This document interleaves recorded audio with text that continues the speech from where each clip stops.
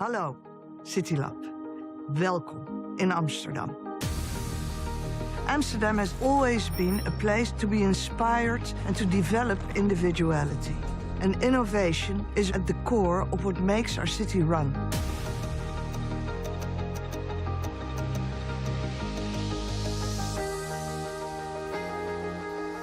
Every city uses data to know what's going on in your city. We don't want to collect all the information, so we only collect data when we really need to. What the City of Amsterdam does is they actually provide information on events about privacy, and citizens are actively asked, is that the city you want?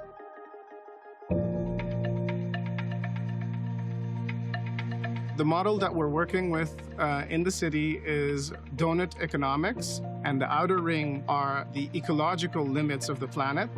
And then you have the inner circle, which is the social foundation. It's about living within planetary boundaries, but it's also about having a healthy life within this planetary boundary. In order to create a livable planet, you need vegetation. We should use nature as a coat covering the city on as much places as possible. The city of Amsterdam is absolutely at the forefront of creating a resilient city and a livable city for its inhabitants. Amsterdam wants to become this little place in the world that starts to heal the planet as a whole. So hopefully whatever we're doing has a rippling effect with other parts of the world. This is how a city should function, right? You really can speak up and you really can be part of the change. We are so proud to be hosting CityLab this year, and I can't wait to learn from one another globally.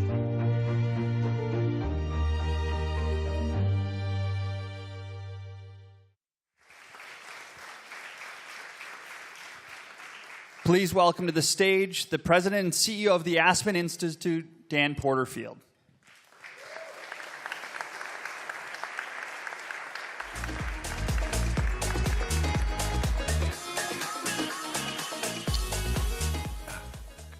I like that walk-up song. Good morning, everyone. Welcome to day two. It's so our honor, the Aspen Institute, to be a part of this remarkable proceeding. As you just saw, the city of Amsterdam is a place of innovation and individuality and community. It's inspiring to see how Mayor Halsema and her team are protecting digital privacy, are promoting what they call donut economics, and are investing in nature-based solutions to the dangers of climate change. Please join me in thanking this great city for its hospitality and its canals and its example.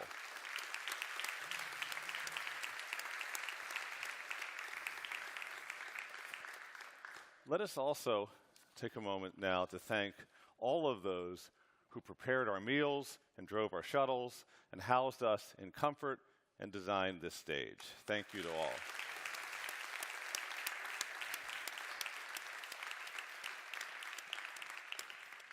And let us thank the dedicated team of Bloomberg Aspen colleagues who brought this 9th annual summit into being, especially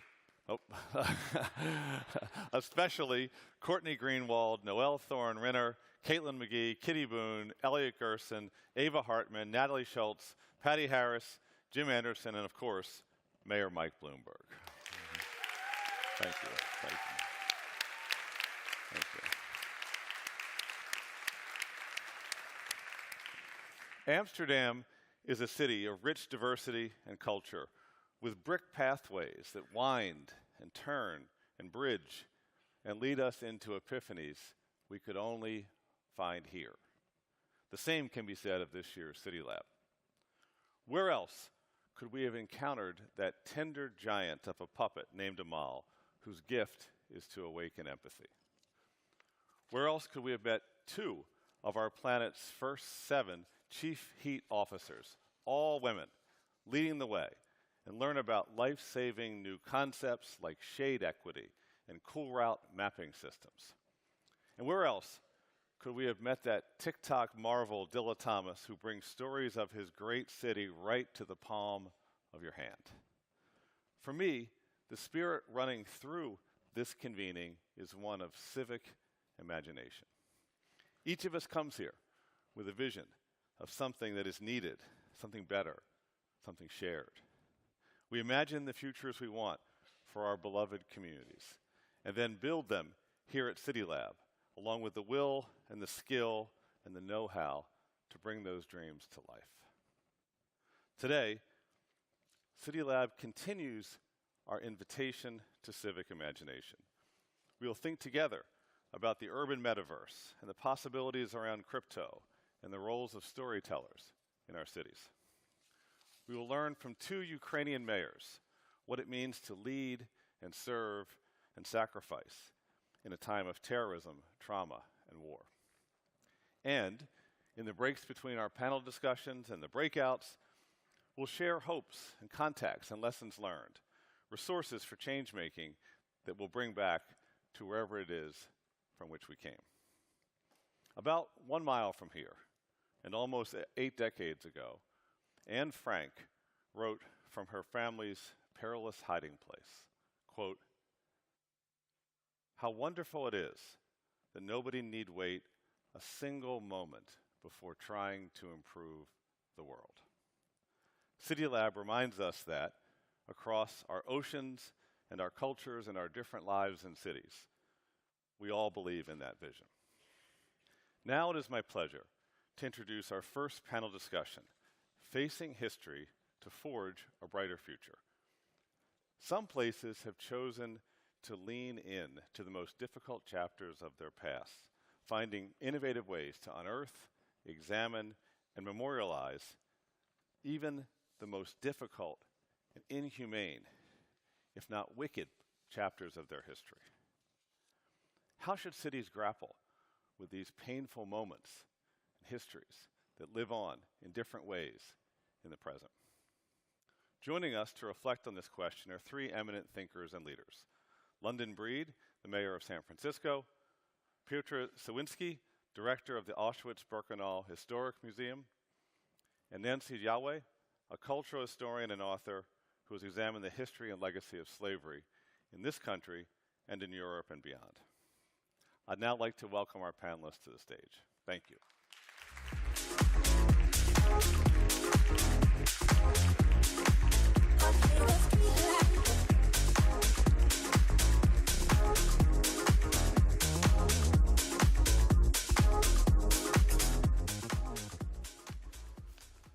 So we start today with an extraordinarily difficult topic, and one in which each of you in your different ways has been a remarkable leader for the people of the past, the present, and the future.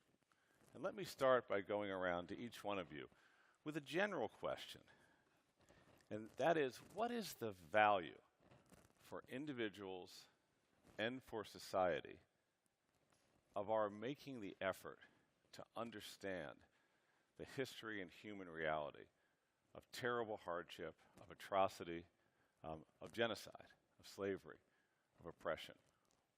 Why is it that we should do this? And perhaps I could start with Dr. Sawinski. Thank you.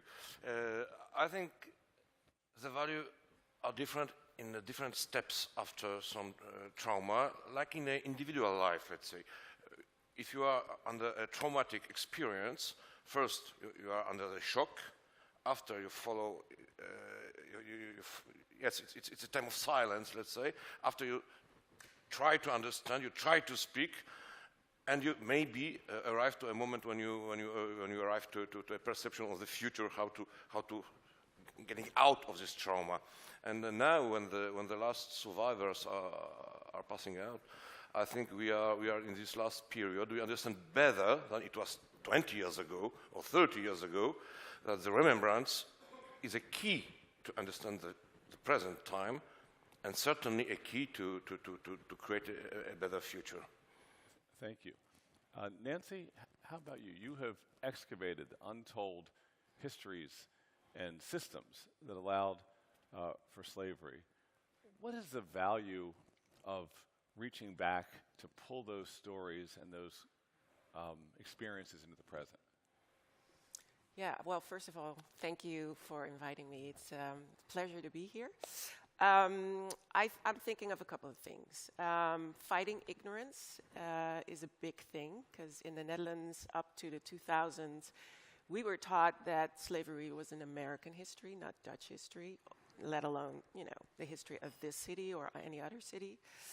I think it's also recognizing, histories of families, individuals that have been silenced, but also collectively taking accountability, I think, is really, really important.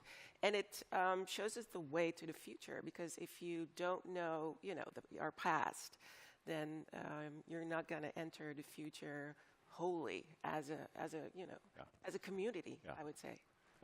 Let me follow up for a second. So, and any of you could address this, but how do you deal with the line of thinking that goes, oh my goodness, why do we have to bring up these past horrors? It's just going to create dissension. It's, we got to move on. We got to turn the page. How do you deal with that? Well, keeping the conversation going, keeping it on the table. The thing is, people become uncomfortable. But in the 60s in the Netherlands, people weren't talking about the Jewish population.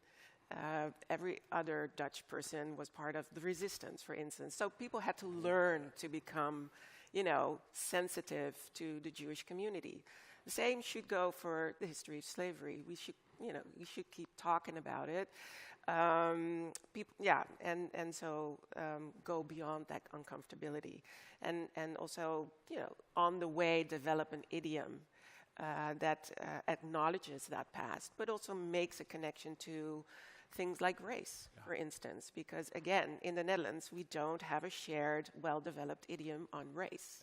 And we're always pointing to the US like, oh, we don't want to introduce your discourse here. But it was Europe and it was the Netherlands who exported race to the Americas, not the other way around. Yeah.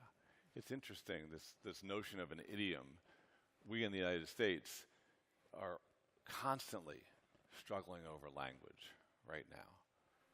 Who used what word to describe what circumstance? Who has the authority or legitimacy to speak on which topic? You're a mayor. You have some degree of authority. We know that mayors have maybe more persuasive power than power to just will what you want into being.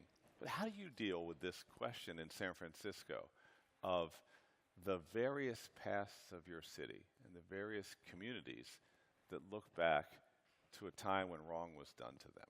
Well, it's interesting because being here, I really reflected on this when I visited the Anne Frank Museum. And what was interesting about that experience is I saw a family there with kids who were probably like 5 or 6.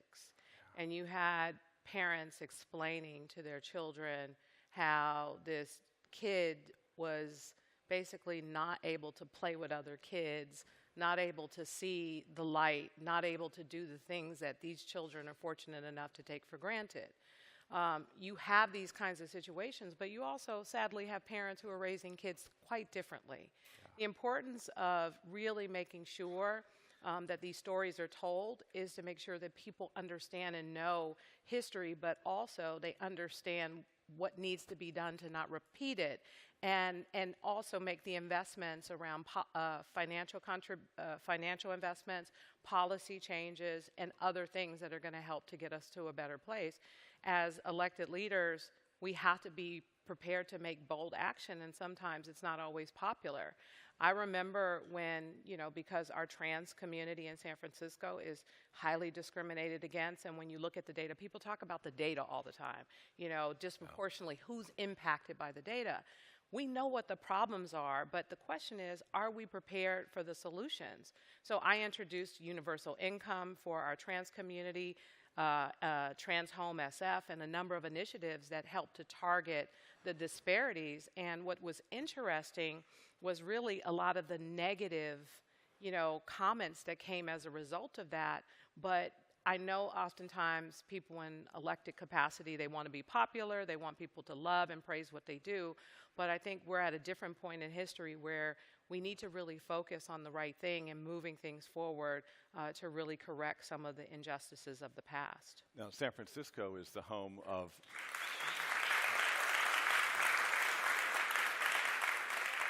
San Francisco is the home of Angel Island, which was a location where many Chinese would-be immigrants came and waited and waited and waited, only to be sent back to China and to die on that passage to or from. Today, the Asian American community in San Francisco and around America has experienced a real spike in discriminatory action, hate crimes. This isn't a San Francisco problem, this is an American problem, but how are you thinking about that problem in particular? It's been so complicated in San Francisco, and you know, we have a over 30% Asian population in particular, and many of our Asian seniors have been targeted. Of course, part of it is accountability and consequences for those behaviors that cross the line. But the other thing is bridge building, learning about one another's culture, bringing people together. I was so proud of people in the Black community who basically stood up and said, we're going to go and patrol and keep people in Chinatown safe as a result of all the things that were happening. Having those discussions, learning about one another, continuing to come together, because you know that's going to be an important part of how we move forward. And you know what you find out is there's so much more that we have in common than we do in terms of our differences. And we got to keep these conversations going. We got to keep providing opportunities for people to come together because that's really what's going to help us get there. But we also, again, as I said, need to be prepared to take bold action when necessary. The mayor, well, we met chief heat officers yesterday. Maybe the mayor is the chief hope officer, the chief community officer, bringing the community together to reweave the bonds of community in times of trial. So I want to go back now to ask you a little bit about the role of the Auschwitz-Birkenau Museum, and I've been there. Extraordinary, never sort of forgettable experience. We are all told, never forget, never forget. And yet, you look around the world, and again, people are forgetting. And whether it's anti-Semitism or genocide in different places in the world, or the unwillingness to acknowledge what has happened in the past, forgetting seems to be as much a part of people's sensibility as remembering. I hope that's not true. But how do you think about the role of Auschwitz-Birkenau, given the realities of the world we live in today? I think we are living in a world in some very, very quick changes, and those changes are more and more aggressive and quick. So we need terrifically some very strong referring point in our common experience, and Auschwitz is a symbol of a very heavy and difficult but referring point, let's say, in our history. That's why before the pandemic there were 2.3 million of visitors per year, especially young people, and I hope that it will help them, it can help them certainly, to judge, to understand and to judge the present time, to find their own answer in their own society, to find their own, let's say, responsibility to create something new, something better, something more human, let's say. This is, I think, the main goal and the main hope that I have. If not, all this remembrance do not serve to anything. I had the experience after visiting Auschwitz of starting to read the memoirs of people who had survived. And there were many. Jean Amory, Primo Levi, Elie Wiesel, Viktor Frankl. All these individuals came out of that inferno with the need to tell their story, but the stories were different, even as they were also the same. How do you think about the voices of those who have survived? They are extremely important, but very difficult to be heard, because they are speaking in our language about a reality that is coming from a completely different world. We do not have an Auschwitz language to explain Auschwitz. We are speaking in our language. And this is the biggest problem. They are trying to translate their experience into the language of people who didn't experience that. That is exactly what Jean Amory said, and he found the effort meaningless because he couldn't actually convey what it was that. And that's why many of them didn't tell the story at all. Yeah. Yeah. So, Nancy, in your work, how much of what you are doing allows you to bring back into public life the voices of those or the experience of those who were silenced? Or does your work focus more on the systems in Amsterdam and other places that, that allowed others to be dehumanized? I think, yeah, a couple of things. We're actually, you know, if you go into the city, and I'm going to give a tour at 11:15, where we're going to do a boat tour through the city. If you look at the city, you can read it as an archive. There's so many material remnants in the buildings, and you know, it's just about, you know, changing your lens and starting to look differently at the city that you walk through, like I do, and others on a, you know, daily basis. But those material remnants are connected to people's stories, and that's, I think, what we're trying to do when we, you know, do these tours, or theater makers imagine what the voices of, you know, black women who are brought here as servants, you know, what they would be thinking or talking about. You know, on Dutch soil proper, slavery was forbidden since the Middle Ages. So what was the, you know, legal position of people, enslaved people, who were brought in from Indonesia, South Africa, Berbice, New York, the Caribbean, to the metropole, to the Netherlands, to Amsterdam? We don't know. So these are the stories, I think. So tell us something that we'll see, one thing we'll see on today's tour to whet our appetite. Well, we're going to actually pass the mayor's house, you know, the mayor herself. And that house used to be owned by a slave owner, very simply. So, and if you just look at, you know, the 100 meters in that street, literally every house has a story. So I hope, you know, some filmmaker one day will make a series out of that, just, you know, those 100 meters. There's tons of stories. And we're talking about a history that is global. Because from, you know, from the US, we're basically taught that it's about the transatlantic slavery. But in the case of the Netherlands and Europe, I would say it's also about Indian Ocean slavery. So we're talking about, you know, a global history if we talk about the Netherlands. Well, thank you. We're excited to see it today. So let me ask you a question about the role of being the chief spokesperson for community, for justice, for humanity, for breaking down the barriers between us. It's a tough role. And what was it that made you want to take this role? Well, I think it had a lot to do with my experience of growing up in San Francisco in poverty and being frustrated. Like, I have this story that people are always amazed that, you know, I lived in poverty, raised by my grandmother, never knew my biological father, brothers in jail, sister died from a drug overdose. Like, it's like, oh my goodness, right? But that was almost everybody around me with something very similar.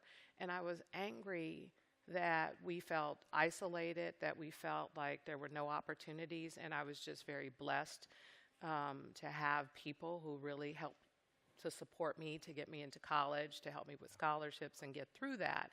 So now, being mayor, because again, a lot of times people are, you know, you want to do the things you need to do to be elected, but I'm not afraid to lose my job. I think that it's important that when we do these jobs, we can't do them based on whether or not we're trying to get elected. We have to do them based on what we need to do to support the cities that we represent. And in fact, during the whole Black Lives Matter movement, you had so many people making commitments to the black community. We're going to support the black community. All of this money was supposedly coming out of the sky, and I'm still trying to understand, well, where is it? And in San Francisco, and I'll tell you, in San Francisco, we said we're going to give $60 million and annualize it specifically, even though we have a less than 5% black population. In San Francisco, it's like almost 40% of the homelessness, disproportionately in the terms of the overdose deaths, a lot of the disparities in our criminal justice system. we are going to commit to this every year, which includes economic opportunity, home ownership opportunity. We have a number of people who have already closed on their first home, African Americans who grew up in San Francisco. So it's like, again, it can't just be the conversation or the theme of today or what's popular. It's how do you, after all of the lights and cameras go away, how do you still make it happen despite, you know, all of that? And that's really what we need to start doing, not just elected officials, but like companies and how we start to make those kinds of investments and step outside of just what we're trying to do for ourselves. How are we making society a better place by our time commitments, by our policy changes, by our financial investments? What are we doing to make things better? And that really can change the world. You remind me of that great American philosopher, Mother Jones, who said, "We honor the dead by fighting like hell for the living." Thank you all for being here. We wish we had more time. What a wonderful introduction. Thank you so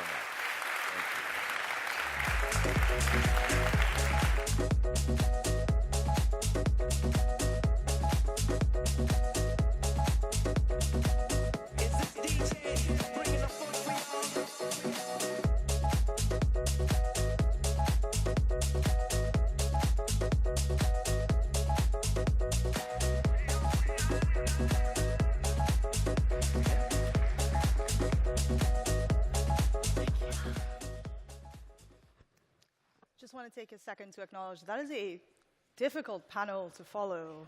There's a lot of very heavy, very important stuff. And we're going to talk about something that is grounded much less in history and much more in the now and potentially the future. We'll see what we think about that. So some of you, hopefully all of you, would have gotten a pair of polls this morning, one of which asked the question, do you know what a digital twin is? And the other asked the question, how many of you are considering or have been considering something to do with blockchain and blockchain policy?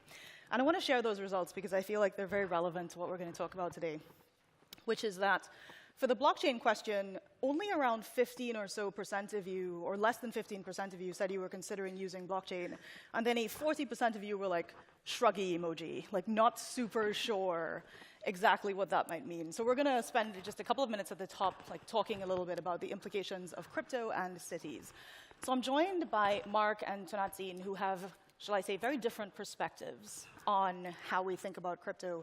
So just to start, in the context of policy, in the context of cities, Tonatsin, you wrote a piece for Brookings where you're a fellow that essentially argued that mayors need to be a little bit cautious as it relates to betting the farm, the virtual farm, on things to do with crypto and blockchain. Can you share just a little bit about what you meant by that and what some of those bets have looked like to date? Sorry, the second part? What some of the bets are that mayors have been placing on crypto? Sure. So I actually got into this space because I noticed this trend of elected officials, mayors, really touting this technology, embracing the technology, crypto specifically, and romanticizing it. And so I actually wanted to understand how. How do we get from crypto to all of these promises that they were kind of embracing or touting, and from those promises, a whole host of solutions that were somehow supposed to solve everything, it seemed. And in doing my research, I found that actually there are a host of risks and drawbacks related to the technology itself. But then not only the technology, there's policy limitations that create their own drawbacks, and there were also things like negative externalities. And so with the technology itself, we saw things that essentially leave it open to bugs and hacks. There were also a lot of reporting on scams and fraud. And right now, at least in the United States, there are not a ton of consumer protections, if any. And so in terms of safety, it actually wasn't something that you could safely promote, I think, or promote for its safety features. And so I think that's kind of what started to ring my alarm bells. And then I also noted that there were other factors such as negative externalities, like pertaining to the environment specifically, and very, very localized externalities. And so I won't get into the specifics of crypto mining, but there are some cryptocurrencies like Bitcoin, for example, so it's not all of them, that use a verification process that requires computers to verify transactions, to mine new Bitcoin, and these processes require these high-powered computers to operate constantly. And so what you end up seeing is obviously like a significant energy consumption, and with that comes, you know, our issues with our carbon output. And then you also have noise pollution, water pollution. And one thing that I found interesting was that for localities that were really embracing or trying to attract Bitcoin mining facilities to their jurisdictions, some residents even found the high cost of their energy bills, whether they were using crypto or not. And so all of these things were taking place in terms of the risks themselves, and then I wrote a little bit about the various use cases that were being touted. One example was like financial inclusion, for example, and so folks are saying that, oh, it's going to create more avenues for building wealth, or it's going to allow for transactions for the unbanked, for making financial transactions for the unbanked or underbanked, and thus far the evidence just isn't there. And so I think one thing that I would just highlight for this group to really think about when you're talking about crypto or just technology and emerging technologies more broadly is that it's really important to distinguish between the present capabilities of a technology versus the potential.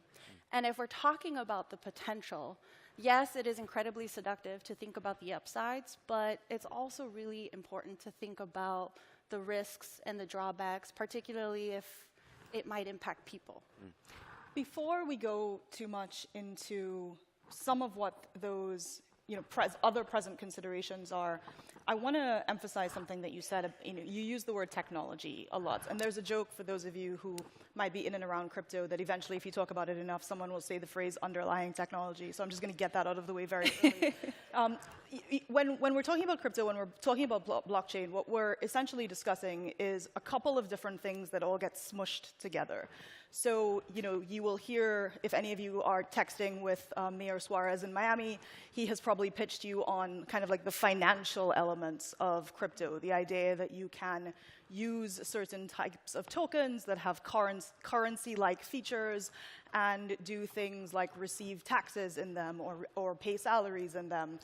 If you are speaking to other folks, they may talk about the potential for the database element of crypto, which is like that blockchain piece, which is really just a way of storing and retrieving information. They'll say, hey, you could have records and archives on this thing in a way that is much less vulnerable to the potential for hacks, or it's designed to be very resilient. But it's all software, right? And so at a fundamental level, the considerations that you have right now around like vendors and procurement is kind of a very similar mindset that you should take when somebody comes pitching a crypto thing or a blockchain thing. The very same questions that you've identified. But Mark, in your significant experience both in the private sector and in the public sector, particularly with a focus on the EU, there's an element of crypto and blockchain that is a little bit specific, and it's around regulation. And the fact that, as Tunatsin mentioned, these are technologies that can have pretty significant environmental externalities, that could have effects on consumer protection. What are some of the regulatory considerations that folks need to be aware of broadly? Yeah, thank you. I think that's right. There's more and more need to have a kind of collaboration between the public sector and private sector. Over here in Europe, there's been legislation, because often in Europe we legislate before we kind of let things develop. So a lot of the work in terms of the conversation between industry and the legislators has been around trying to understand some definitions. So what are we actually talking about here? What is the technology that underpins this? What are the different use cases? What are the functionality? And how, I think, going forward, can we have a situation whereby, we have public and private collaboration where you potentially have stable coins that are kind of working on the same ecosystem and things like that. A lot of the, from a European perspective, we're looking at this idea of a central bank digital currency. So again, Which a public sector. Like a digital dollar or a digital euro. Yeah, exactly. Other jurisdictions are looking into it as well. And but again, it's really about, and this is coming back to the mayors and the kind of public sector, what do you want to use that technology for? So I think a large part of the industry, at least people that I'm working with are very keen to have the legal certainty that a legislative regime can bring, because that enables to drive not only innovation but also investment into the right areas to be able to create the products and services that people want. But again, you have to kind of avoid a kind of cannibalization perhaps of the two things, because obviously private sector and public sector will have different interests. And at the moment, we're still kind of in Europe getting through exactly defining what these different aspects are, how they can work together, and then how we can have a legislative regime which ensures that there are safeguards there around consumer protection, investor protection, but also authorization and registration. So there's supervisory elements to that as well. And they're just finishing that really in Europe now, but obviously it's going to be a long story with other elements going down the track on Web3, on NFTs, on DeFi. That's a lot of things you're going to make me define now, aren't you? Okay, fun times. And just for context, the US is sort of very similar, a little bit less. I wouldn't say that the US has taken a regulatory forward approach. I would say that there are a lot of different kinds of considerations around should the people who want to issue crypto tokens, Mark mentioned stablecoins, which are, the hint is in the name, they're supposed to be less volatile than Bitcoin and not go up or down 20% by the time this panel is over. And the idea there is because they have much more currency-like features in terms of that stability, that perhaps they should only be issued by entities like banks, which of course banks are like very keen on, because then they can sweep up all the money associated with those things, and various crypto companies are like, that's unfair, Wall Street has better lobbyists than we do. When you talk about things though like NFTs, you're going to hear from another person today who's going to talk about non-fungible tokens in the context of public art. For the past 12 or so months, if you had been following the conversation about NFTs, you might associate like Tom Brady in a Super Bowl ad, or Kim Kardashian pitching a kind of a token. But these things have a public-facing perspective, which is here's a very expensive picture of a monkey, which is true. And then they have this underlying technology idea, which they're designed to be enabling mechanisms for lots of different kinds of things. In a city context, or the only place that I would say that has done a sort of a large-scale experiment as it relates to anything to do with crypto is actually in El Salvador, which about a year ago became the first country in the world to accept Bitcoin as legal tender alongside the US dollar, which is its other currency. And so policy people around the world who love writing case studies are like, ooh, this is fun, let's see what's happening. And a couple of things came to light immediately. The first is any large-scale technology rollout is very hard. And so the first thing that El Salvador encountered were kind of, you have to get people to download software, right? Like for somebody to interact with blockchain, they have to have some sort of internet-enabled smartphone device. You have to get people to then understand the software that they've just downloaded. I mean, me this morning trying to figure out which part of the CityLab app I should be looking at. It's like I'm a fairly tech-savvy person, and yet, this is a hard user journey. And then there are policy considerations around, okay, how do you, for instance, tax, capital gains or VAT in a Bitcoin context?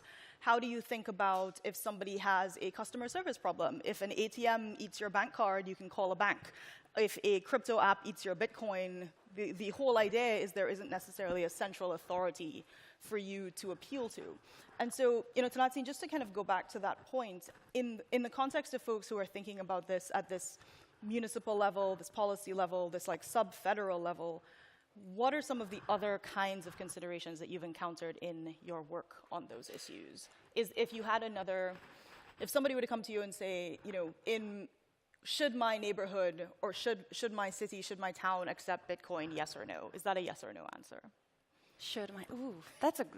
I don't want to give a yes or no. Well, because I'm more in the skeptical lane, but I think because I really believe that we're not quite there yet. The technology at its present state, the consumer protections at their present state are not quite there yet that you're kind of safe to say, yes, pursue this. There's obviously a conversation about potential. But I think more broadly, one of the things that I think a lot about in this space, and I keep referring to technology and innovation because I think crypto has taught us, I think, a lot more about thinking from more like a principles, like criteria standpoint that go beyond crypto. And I recognize that local leaders are under constant pressure to adopt new technologies, to adapt, to innovate, to improve the lives of residents and businesses. But if we're starting with the tech first or the crypto first, the solution first, we miss out on a whole lot by not actually trying to start with the problem first, by identifying what exactly are we trying to do here? What are we trying to solve? What is the pain point? And once you start with that problem first, then you maybe take a human-centered approach to really clarify what exactly you're trying to do with the outcomes as your North Star. So you're not just trying to say yes or no crypto for crypto's sake. You're actually being thoughtful about the outcomes that you were trying to envision or trying to get to for your residents and your communities. And so I think one thing that I would say that this group should come away with is that perhaps, because it's not going to just be crypto, it is worthwhile to develop a set of principles or criteria for dealing with emerging technologies more broadly, so that you can be proactive versus reactive when the next shiny object comes your way. And Mark, as a person who spends most of their day trying to help people think through problems like this, what would you add to that? Yeah, I think that's right. I mean, he's got to work out what the problem is and then try and solve the problem. So it definitely shouldn't be technology first, but it definitely shouldn't be technology last either. And I think, there are an awful lot of people in this space that are genuinely trying to provide new, innovative ways of doing things, then doing it in order to empower citizens in a lot of sense, because you could say that a lot of the new innovation has come from perhaps disappointments with the financial crisis and the traditional players to a certain extent. So that's not to say that everything new is going to be good. And there really is a need, as I said, for this kind of cooperation between public sector and private sector. I've seen a lot in my work here in Europe that the policymakers are keen to learn and understand. They are putting in place legislation which then needs to be implemented and complied with by business and by firms. Mayors and cities and public authorities don't want to create rules that then aren't practicable in the real world. So there is this kind of need to work together and a desire on both sides, I think, to do that. And as I said before, Europe has gone further and faster perhaps in other jurisdictions, but everybody is thinking about how we can put in place a legislative or regulatory framework to offer some certainty and some reassurances to users and citizens to how this can work, and how then it's on the public sector to decide how they want it to work. But that's a kind of conversation that the industry is very keen to move forward with together. We're going to do just a kind of a rapid address of the other big thing that people sometimes think of with crypto, which is the metaverse. The metaverse as an idea essentially means, like, what if you could do everything that you're doing right now, but on a computer? So, imagine Zoom, but 3D. That's often what a metaverse refers to, and it comes up, the idea of like a digital twin, which some of you answered the poll question about, is if you could take, for instance, your entire supply chain and visualize it the way that architects use something like AutoCAD, where you could kind of see every single part of that replicated digitally. But there's I think a much broader conversation. We heard yesterday from, the mayor here in Amsterdam of this idea that people should have ownership over their data, that they should be able to live digital lives that are not necessarily intermediated by the biggest technology companies in the world. And that is certainly something that proponents of things like blockchain argue in favor of, right? That there's this notion that whether you think of the metaverse as virtual reality or you think of it as a place where it's a digital public square, there's this idea that people can kind of get back in touch with the fundamentals of civic life without having to be built into a Facebook platform or a Google. Totally. I mean, I think a lot of the attractiveness comes from the fact that it is very decentralized, and the idea is that a lot of it is open source. So, you and I might not be able to read the code, but people can. So there's a whole work stream around financial education, around, making sure people understand and know how to use the technology. But at a base level, I think the idea is about empowering people and enabling like a community rather than a few centralized institutions, be it financial institutions or tech companies, kind of controlling things. So it's a very different philosophy. It also makes it quite difficult from a public sector perspective to understand how you kind of supervise and legislate for that, because obviously we are all part of a centralized system. So there's a natural kind of tension between this decentralized way of doing things. Right, and that goes back to the, who is the central authority to appeal to? Because if you have a completely open source network, like, who's going to troubleshoot it when a user can't remember their login to the tax system that they need to pay the taxes on their Bitcoin? Just as a closing thought, if you were in 5 years and we were sitting on this stage talking about what the most interesting experiments in crypto in a city would be, what do you think it might be? She's delegating. I don't want to speak too much.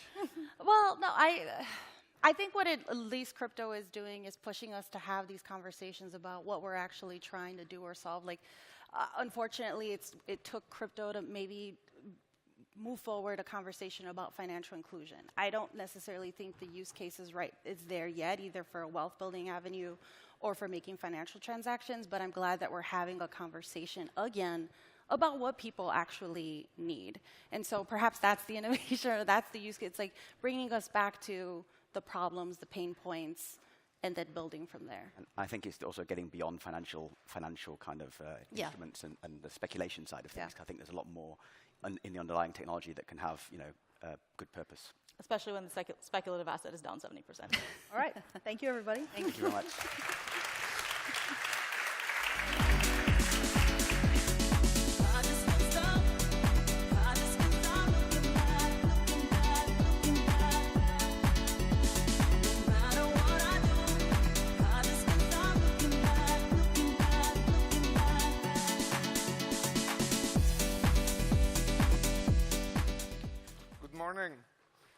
My name is Vladimir Yavachev, and I'm Christo's nephew.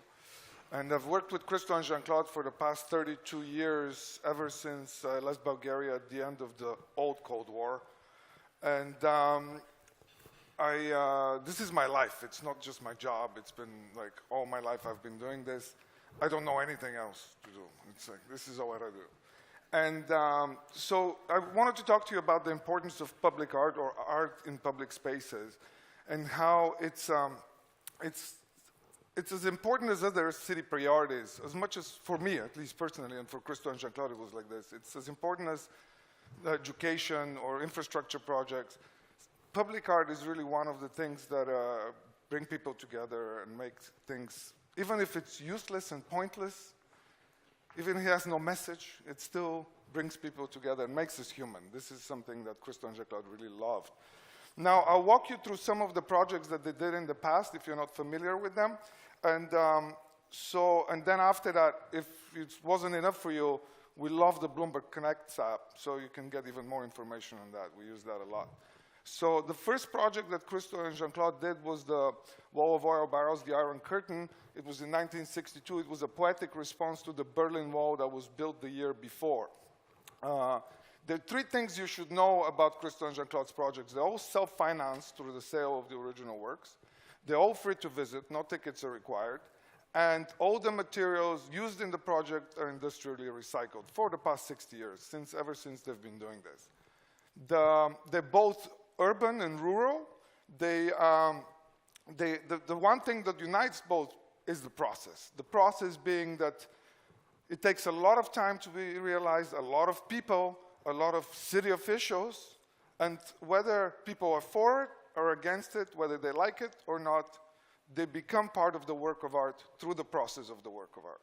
And this is the Running Fence in California in '76 and the Surrounding Islands in Miami in '83. And now, the Pont Neuf Wrapped, there's a little misspelling here, the Pont Neuf Wrapped in Paris in '85 is a prime example of this process, because at the time, the president of France was François Mitterrand, and the mayor of Paris was Jacques Chirac. And they never agreed on anything, just for political reasons. They couldn't agree, because Chirac wanted to run for president.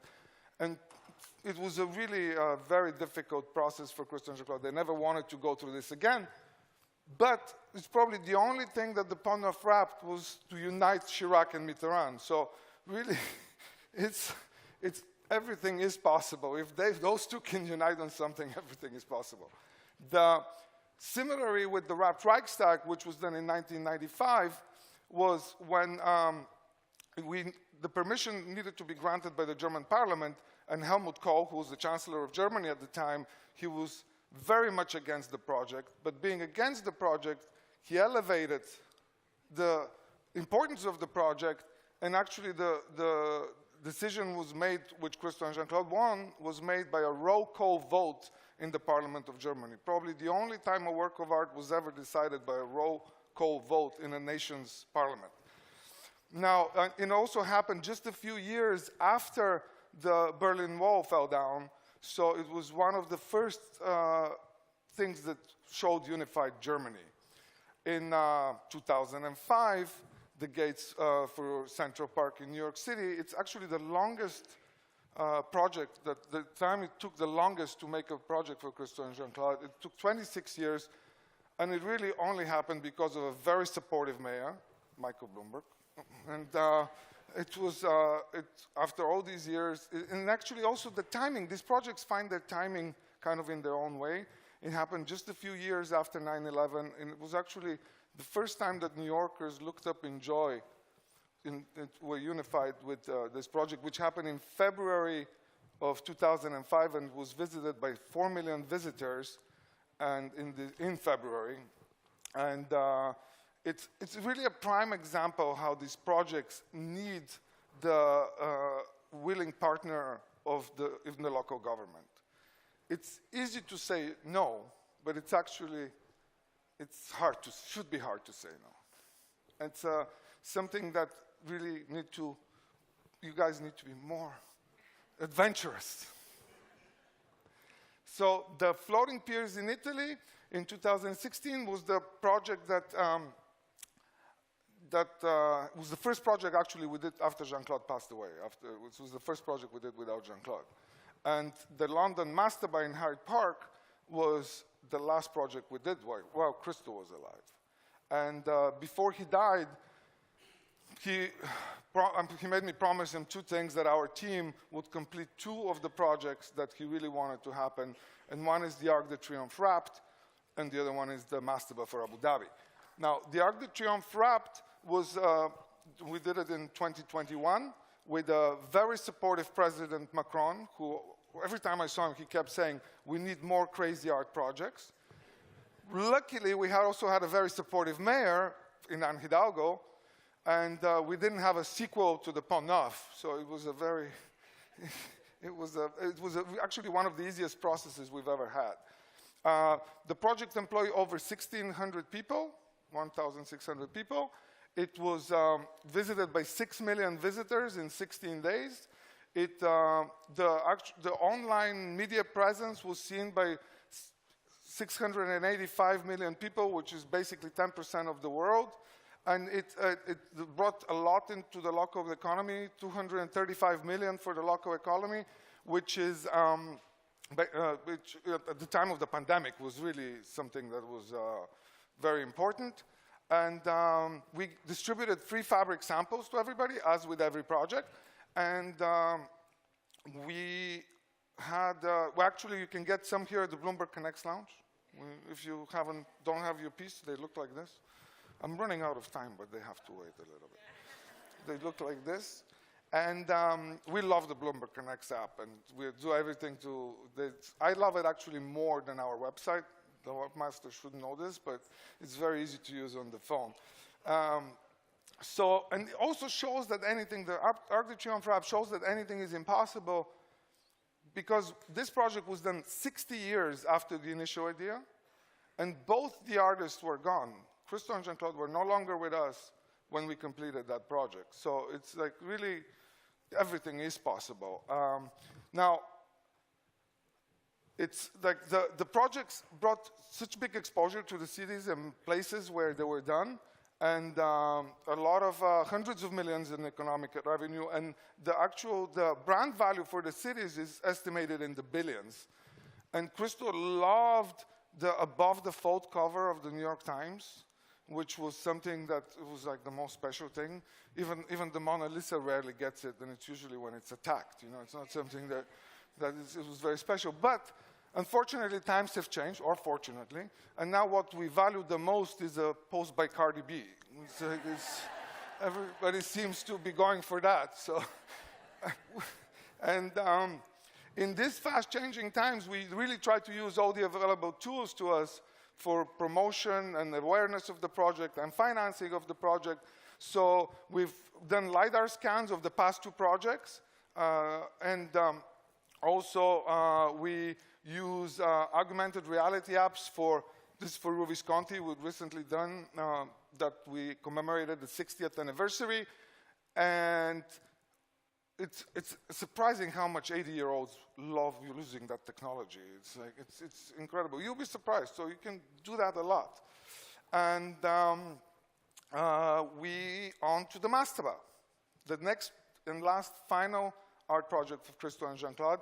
It's our final promise and our final mission. It was initiated in 1977. It's 150 meters high by 300 meters long by 225 meters wide. It's made out of 410,000 oil barrels. And by volume, you can fit 2 great pyramids inside. The construction of the mastaba will take 4 years, but it will be very sexily elevated in just 2 weeks, as you can see in this video. And as with all Christo and Jean-Claude projects, the mastaba is not reliant on government funding. And since the estimated cost is around $400 million, we are really looking to a lot of innovative ways to do this, including NFTs. And it's actually really simple math. If you make 410,000 NFTs for each barrel at $10,000 each, it's $410 million. So it's just a question of selling those NFTs.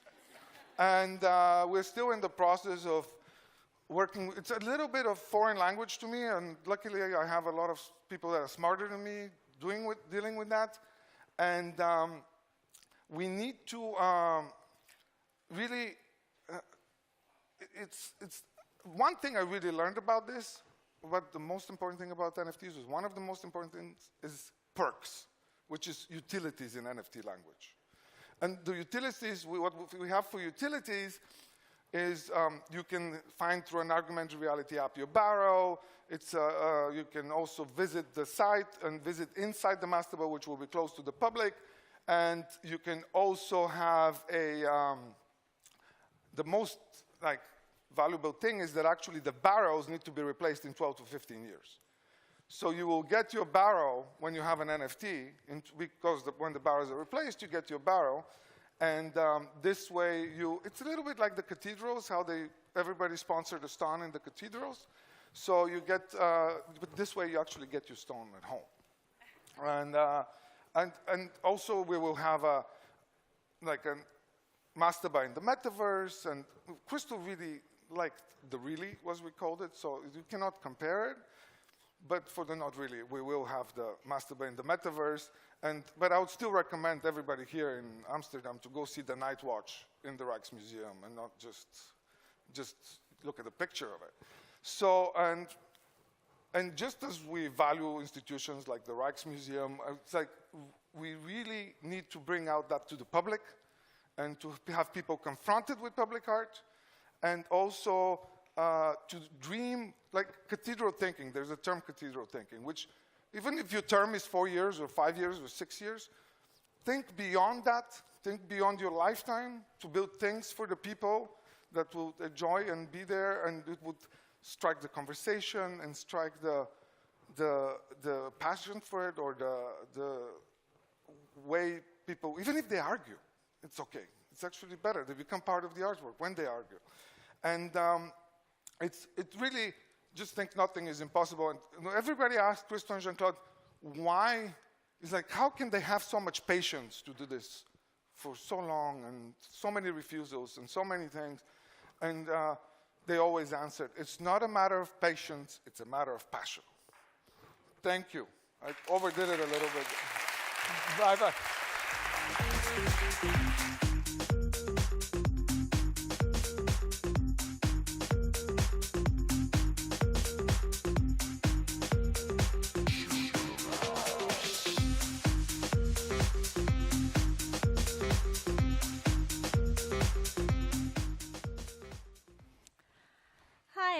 My name's Linda. I'm a reporter for CityLab. So if you guys have heard in the last few years, this term metaverse has kept popping up with a lot of speculation about what it means for the internet, what it means for work, and ultimately what it means for cities. So let's start by defining that term. What exactly is the metaverse? Either one. Start with you. To me, the metaverse is like a digital environment. When thinking about the current cities and the current built environment, it's a physical location, it's a physical environment. But the metaverse is the digital version of it, and it doesn't necessarily have the restrictions of the physical environment or the physicality of ourselves either. So it's a completely new type of world. To me, the metaverse is a digital dimension. So every one of you and everything around us has a trace of a data, like a ghost. As we begin to interact with each other, those ghosts come together to form a replica and a fusion of our world that allows us to interact in new ways. And that formation of a market, of a cultural way of being, to me, that's the metaverse. So when it comes to city government, the digital twin is a very exciting new technology. Salah, given your expertise in the intersection of technology and construction, tell us about the concept of creating a digital twin, what it takes to build one and what it can do for cities in the built environment. Excellent. So digital twin is a fairly new framework, and there's a lot of still controversy of what digital twins are. And it's easier to describe as what it is not, what the components of a digital twin are, and then reflect into the use of digital twins, that it's not supposed to be a veneer for what already happened, but it explains to you what is the cause and effect of the phenomena that you are seeing and emulating with your digital twins in order to make decisions and take actions to improve from where you currently are. And that way, the digital twin is there to expose what the actions or non-actions have caused, what you're dealing with now, but then you can optioneer that what might your actions then derived into. So that's the use of digital twins and kind of the definition of them too, but it's a digital version of the physicality and the processes that we are dealing with. Yeah, and so let's go into an example, Sean. Your city of Wellington has been a leader in adopting this technology and investing in digital twins. Can you tell us a bit about why you guys are using it and how you guys are using it? So for us, digital twins were an important way of understanding the evolution of a city government. This digital dimension can be harnessed to do things. So we live at the boundary, we live at the edge of the world, but we live on a plate boundary. And what we have found is that by fusing sensors and citizens and awarenesses together, we can do things like deal with major earthquakes quickly. We can restore native bird species, and we can position ourselves for the sustained democratic decision-making that's going to be needed to adapt to climate change. So we actually have 2 clips of examples of how you guys use digital twins. I don't know if they're going to tee that up somewhere, but why don't you walk us through these 2 clips and show us? So this is where we live, and this is what it looks like. This is that digital reflection I was talking about, and you can see the cars moving down the streets, the lights of the day, and what this is fused to the living heartbeat of the city. So for example, those are all the car parks, and if they're occupied at that moment, these are the volumes of people moving through the cycle lanes. It allows us to see the patterns that are made of people's lives. And if you think about cities, we're on a journey that's measured in those lives and those generations. And this digital dimension both creates new possibilities, but also helps see things that don't yet exist, like this new light rail line. It lets people feel the future, embrace the future. And it moves from that technocratic, how do we build the railway line, to that purpose of what is this railway line for? How much carbon will it eliminate? How much time will it save me? How will this help me be a better person in a better place? Was there another clip? Those are where all the buses are at the moment. I can see the number 2's late.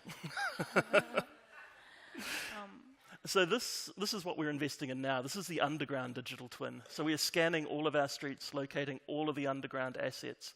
This is saving enormous amounts of money as we position ourselves, because as that sea level there moves, the lifeblood of the city changes. It also helps us see things. This is, for example, is all of the barriers to accessibility that have been reported by wheelchair users.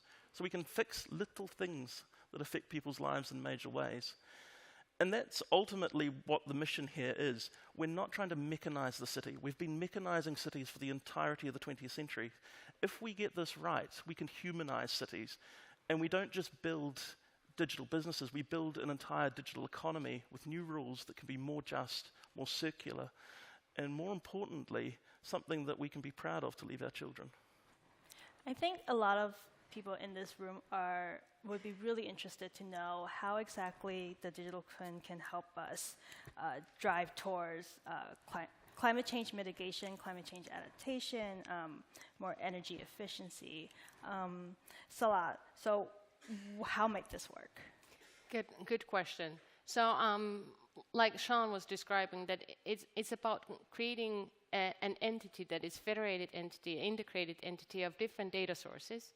So when we start planning a city and building digitally the city and building digitally the infrastructure and buildings, we might be using technology like building information modeling that has been around for a couple of decades now already. But then you can also integrate GIS technologies into it. IoT technologies when you are interested in different systems that are taking up physical infrastructure space in the city, but then also connect the Internet of Actions, that is the human part in the city, all the end users, the reason why they are there, what are they there to do, and how do you cater to the different experiences that they are needing for their everyday lives. And that way, you can actually start federating the data into understanding that what's actually happening in the city, and not only trying to guess that what might happen or create services and experiences that nobody wants to use. City is an ever-developing built environment, but it's also a social environment. And now with the metaverse coming and with the digital twins, we have the third dimension, the digital environment, at the tips of our fingers. Literally, when thinking about the application of extended reality, for example, into our digital twins and metaverse experiences in city environments. So if we have ambitious goals of improving sustainability or improving people's everyday lives, we can set those goals and then run the simulation that what if, and ask the questions from the citizens that what if, what is it that is important for you, and then show them that if we implemented what they are asking for and what we are using their tax dollars or tax euros for, then we can show people that if we did what you are asking for, this might be the outcome, or these might be the different outcomes. And that way, we engage people into making the decisions about their future and the generations after that. So the decisions that we are making today, they're going to have a lasting impact for hundreds of years.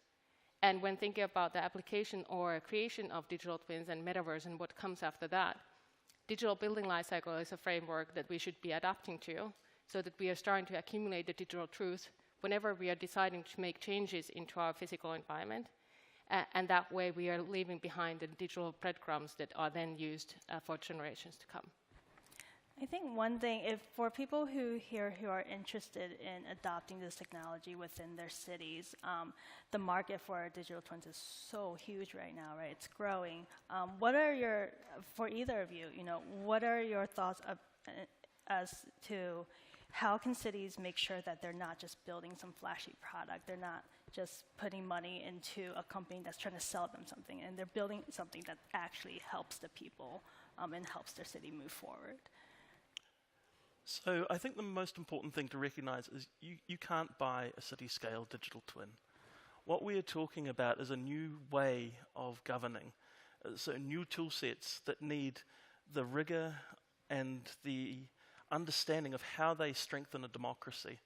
We're not trying to build data-driven cities. We're trying to build sustainable, informed democracies. And so what that means is understanding those digital dimensions in those tasks, that mundane, everyday thing that occupies public servants like myself. The other important piece of that is we all serve cities. We know that priority is a somewhat diluted term when it comes to budgeting. Everything is a priority. You don't have to do everything, you just have to do something. There is something in your city that makes it special. There's a story there that your citizens will automatically connect with. Do that. My perspective to an excellent point of view is public-private partnership and leveraging the citizen developers that are already professionals. We're talking about Generation Z and younger generations than that are digital natives. And those are the people that are very interested in what Industry 5.0 is delivering for them. They're very interested in the future of this planet, and they are very interested and engaged in sustainability and sustainable growth of societies, etc. So making the question about what's in it for them and making it very personal, but then allowing them to start creating different components or different applications, experiences, etc., that they can then create for their own use cases, their own needs, but share to the rest of the community. And that way, the city as the big organization that is providing services for all can be the broad shoulders to leverage those citizen developers to come forward and create something fabulous for everyone. And when you have a lot of data involved and new technology, one of the biggest concerns is always security and privacy. You're using a lot of data from the citizens, right? So from a sort of public engagement point of view and data security, how do you ensure to your citizens, to your constituents, that the data you're taking, the data you're using is, being appropriately used and not used for surveillance and stuff like that? That's a good question. When thinking about the cybersecurity and thinking about privacy and the collection of data, creation of data, ownership of data, usability of data, there's a lot of different things that need to be taken into account. But in today's technology world, we need to have data governance strategy and think about the digital core, that what technology are we actually using to govern the data, so that we have a platform to collect all the data for, create the infrastructure where we are democratizing the data and then allowing the developers to build services on top of it, and that way make sure that overall the data security is taken into account at the digital core level, in that cloud level, so that you don't have to worry about it at every step of the way, but it needs to be something that is kind of embedded into the DNA. And Sean, can you tell us a little bit about how you engage with your citizens using digital twins? So the first thing to recognize is our citizens are learning about this alongside us. We've made mistakes, and our data governance isn't perfect, it's constantly evolving. One of the key conversations in New Zealand is around Indigenous data sovereignty. The way we do things in European societies isn't necessarily the way things are viewed around the world. And what we're having to do is understand, what does data governance look like in a collectivist environment, in an Indigenous environment?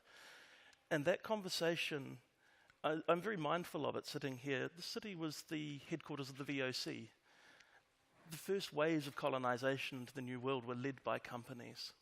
And it's very important that particularly those of us who live in those places now understand that there is great benefit to engaging in this technology, but we must not repeat the problems of the past. So, there's so many opportunities with digital twins, and once you've built your robust model of your city, what do you guys hope will be the future of digital twins? What we can do with it? What are your thoughts about that? So last night our government announced proposals for carbon regulation of agriculture. So quotas for farming. It's an enormous step on for a country that produces as much food as we do.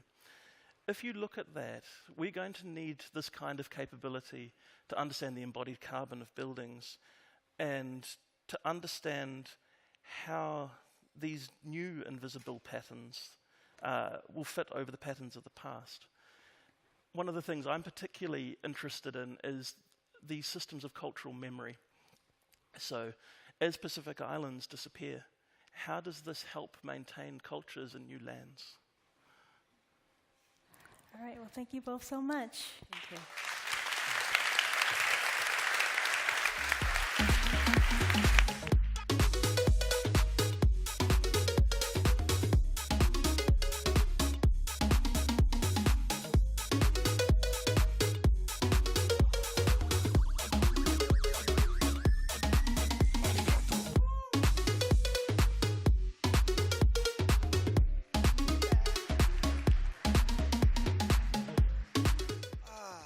What's up, y'all? We feeling good? We good? You ever wonder if our digital twins are at a conference right now, concerned about their analog twins messing everything up? I think about that all the time. Also, donut economics, way more delicious than trickle-down economics. Let's do that. Let's do that. I'm Baratunde Thurston, back again with another chapter of City Stories. Today, we're going to be in conversation with Nigerian artist Peju Alatiste. And to get a flavor of this magical work, let's roll the video first.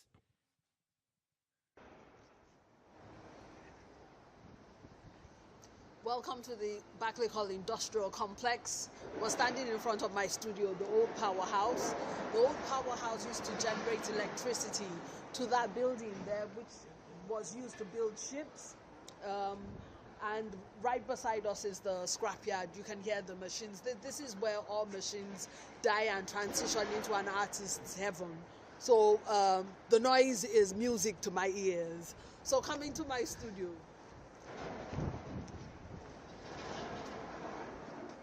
And inside, this is where all the magic happens. I'll show you some of my works. This is called O is the New Cross. It's about necklacing. It's a mob mentality act where people, jungle justice, where people are necklaced and burned to death without any form of trial. This is my rebellion against the mob mentality of 4 boys that were killed in Port Harcourt in Nigeria some years ago. These works are some of the works from the Venice Biennale Architecture 2021, yeah? And this is what I'm working on now. This is not a new piece, it's an old piece that a client damaged, and I'm trying to fix it. It's called Eve Should Have Stayed in Bed That Day.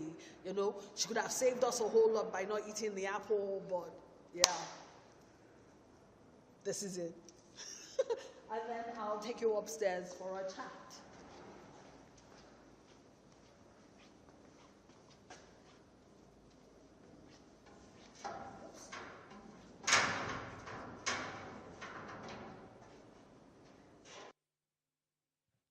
All right, are you with us, Peju?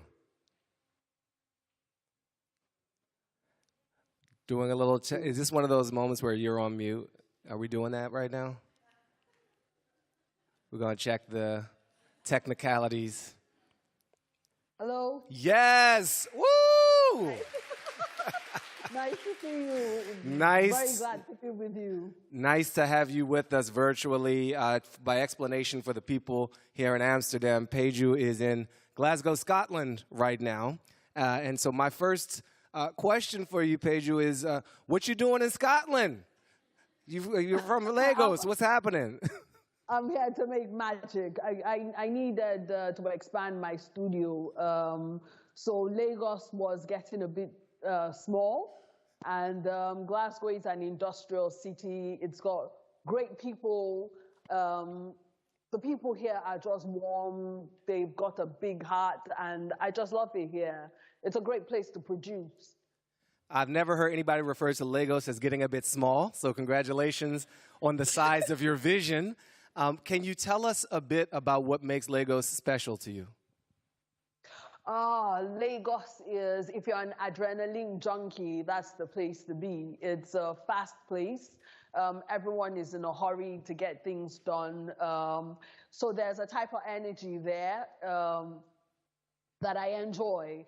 It has a creative buzz. The art scene is really thriving. We're getting noticed, and it is a great place to be inspired. Well, speaking of getting noticed, let's put up one of these images that the team has. Can we get the first image up? I want to talk about this. Oh, it's up on my left side here. Okay, so we've got these sculptures of flying girls. They're in London's Regent Park. That's what we're seeing on the screen right now. Can you talk to us about the flying girls? What's the history there? And tell us about your sculpture. Okay, so the sculpture up now is called Sim and the Glassbirds. So it's in Regent's Park for the Frieze sculpture. And So I had written a book called Flying Girls, and in the book, my protagonist is called Sim. Sim is a domestic servant at the age of 9. It is not an uncommon practice in Nigeria. And Sim is a child who labors during the day. She lives a parallel life in her dream world. So when she goes to sleep, she wakes up in a world of magic. Where she sings, she can fly, she can talk to animals. I use Yoruba folklore and Yoruba mythology to create this world of fantasy where she can escape into. And for me, it is important to do this, to be able to create that space where, I mean, it's a fictional space, but it's a space that children can go to. It's important to have that place where children can be children, you know? So I create that platform. And bringing Sim to London in Regent's Park, she's like an ambassador for all young girls that find themselves in a situation that is not wholesome. It's not a place where children should be. A mythological girl in a fictional place represented in the real space of a park in London. How have the people there been responding to this work in the public space? Also, that's really interesting because in the story, I have the stories of Sim etched on the sides of the sculpture. And each panel tells like a poem or like a short story about her journey in the alternate reality. So in one of them, the yellow one, you can see there are 2 girls there, and then the subsequent squares in the stainless steel is just the one girl. So the one that has the 2 girls, it's Sim and a friend, an imaginary friend that visits her in her dreams, and her name is Emiogo. So on the side where I've written the stories, Emiogo disappears from Sim's dreams, and Sim tries to find Emiogo back. And I get text messages from people saying, oh, you know, we found Emiogo. Tell Sim we know where Emiogo is. And people write me messages about their dreams, about Sim. You know, it's a funny way to connect to it.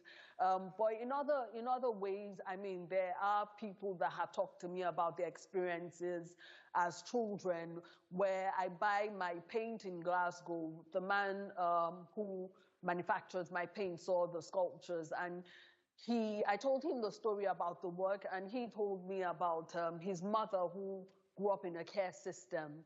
And he said he could really relate to it because at some point she tried to escape, but unfortunately she ended up doing drugs.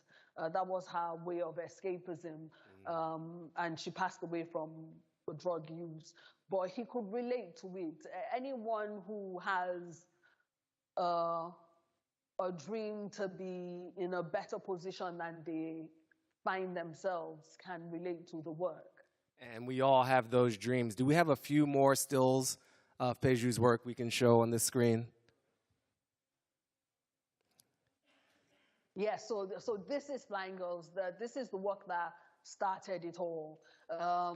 This is a chapter in the book where Sim wakes up on the moon, and she wakes up some shadows, and they become friends with her. And they play with the birds and the butterflies. There's a portal that they're coming through. This was shown at the Nigerian Pavilion in 2017 at the Venice Biennale. Peju, the people in this room know how I feel about the clock that we are subject to here. We are out of time. I just want to appreciate your time for sharing with us a different virtual world that we can access through art in the public space, and congratulations on your success. Thank you so much. Thank you. Peju Alatiste. Thank you. All right. Freed from desire, mind and senses purified, freed from desire, mind and senses purified, freed from desire. Na na na na na na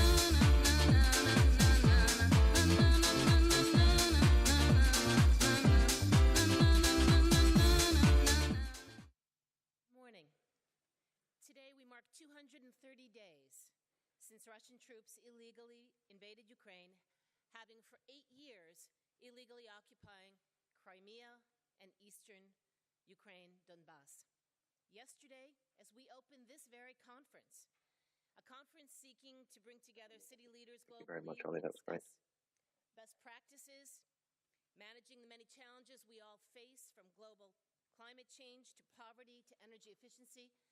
Just yesterday, Russia launched 84 cruise missiles and 24 exploding drones at Ukraine, targeting 117 sites in over 15 regions, including 29 critical infrastructure sites, 35 private homes, 4 high-rise buildings, 1 school, and horrifically killing 19 people, injuring some 110. And these missiles continue this morning as we speak. The challenges for governance during all-out war in Ukraine are immense, from how to organize national security to managing massive infrastructure damage, movement and resettlement of some 7 million internally displaced people, sustaining an economy through all of this, ensuring food, energy, and other critical supplies as we enter winter.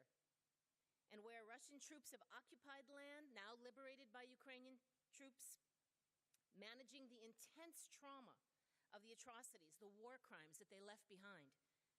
How do mayors, the leaders closest to the people, manage through these extraordinary challenges? Well, we're going to show you a film from Western NIS Enterprise Fund to give you a sense of what we're dealing with. Please.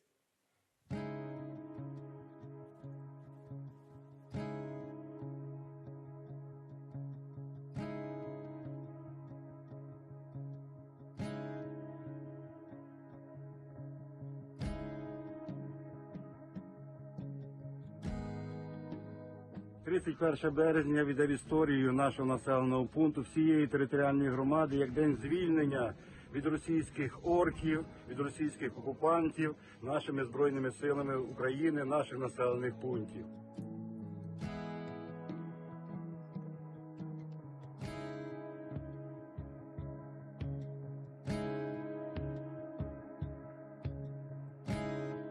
Hi, my name is Alexander Sienkiewicz. I am the mayor of Mykolaiv. Before the war, Mykolaiv was a prospective city that for the last 5 years had only started to develop. For Ukraine and the whole world, it was the city of port. Today, Mykolaiv is a warrior.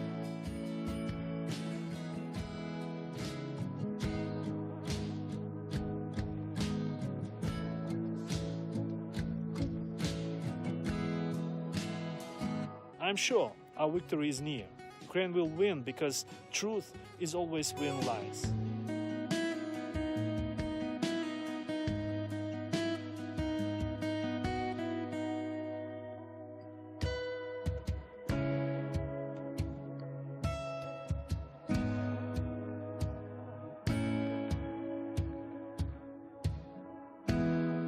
Бьют именно по городу, уничтожают людей, живые массивы, инфраструктуру. При этом Путин же называет Чернигов, он неоднократно называл Чернигов колыбель православия. Так он и хочет уничтожить колыбель православия.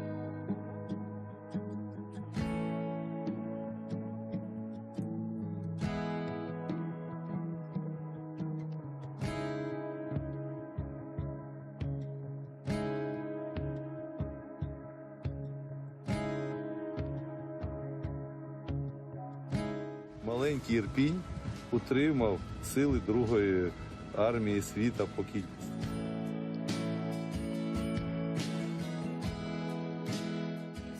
Як мінімум критичної інфраструктури знищено. Це дуже високий відсоток, але я впевнений, що всі разом ми дуже швидко все відновимо.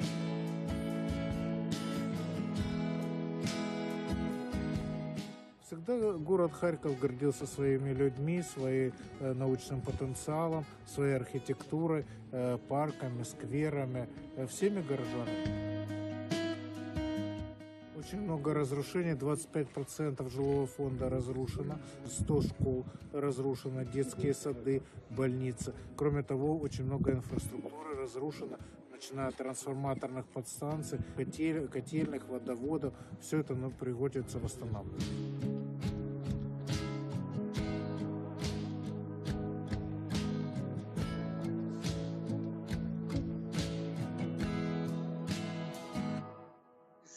10 днів вони зруйнували все до попілу.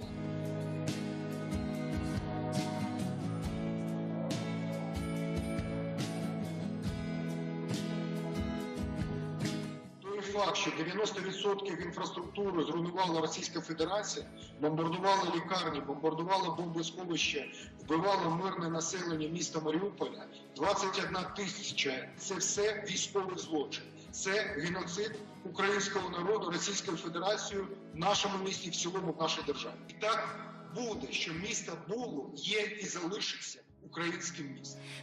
Люди такі сути за день свої бетонні сути, а де шахуватись, суханути людям першу, другу сорту, а люди такі сотнями в тандемі зі своїми десятками з третього, сьомого герцями, сповнюють все сенсами.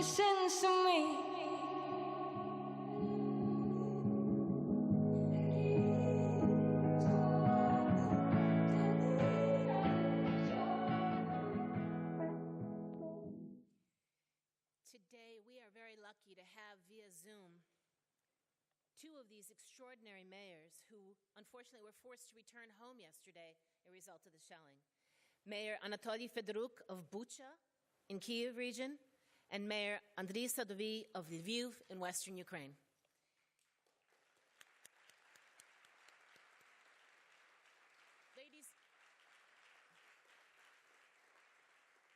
Thank you. Ladies and gentlemen, the rest of this session is going to take place in Ukrainian. So if you could please put on your headsets. They should be in front of you. And on the right side, there is an up-down button. It should be on the number 4, where you will hear the English translation, the number 4. And on the left side, you'll have the volumes. Again, number 4 for English. Доброго ранку, наші славні мери. Good morning, our mayors. Our sincere gratitude for your participation, and we hope that you are in security. Mr. Fedoruk, liberation of Bucha from Russian occupation revealed Russian crimes of war for the whole world.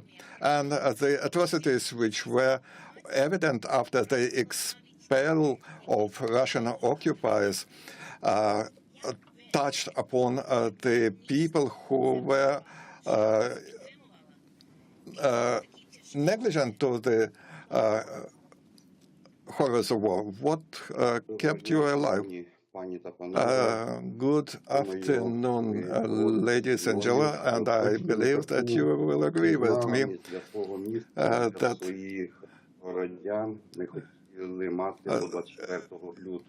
we had many hopes for our citizens, for our cities before the 24th of February, but our lives were changed on that day.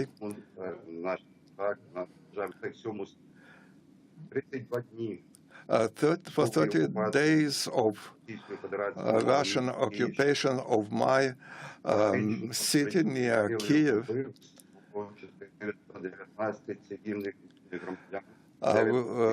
we witnessed the deaths of hundreds of civilian citizens.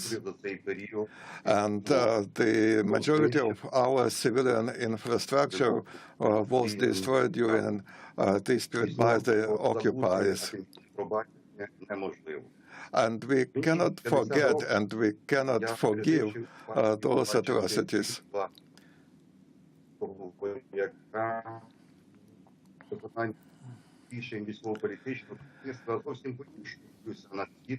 Sorry, the sound quality is poor. And we would like our people to enjoy every moment of their lives. And I saw the compassion in this conference during the last 2 days, and I'm very grateful to you. But we have to live on.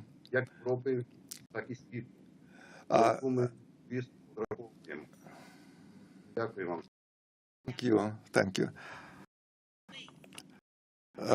Mayor Sadovy. I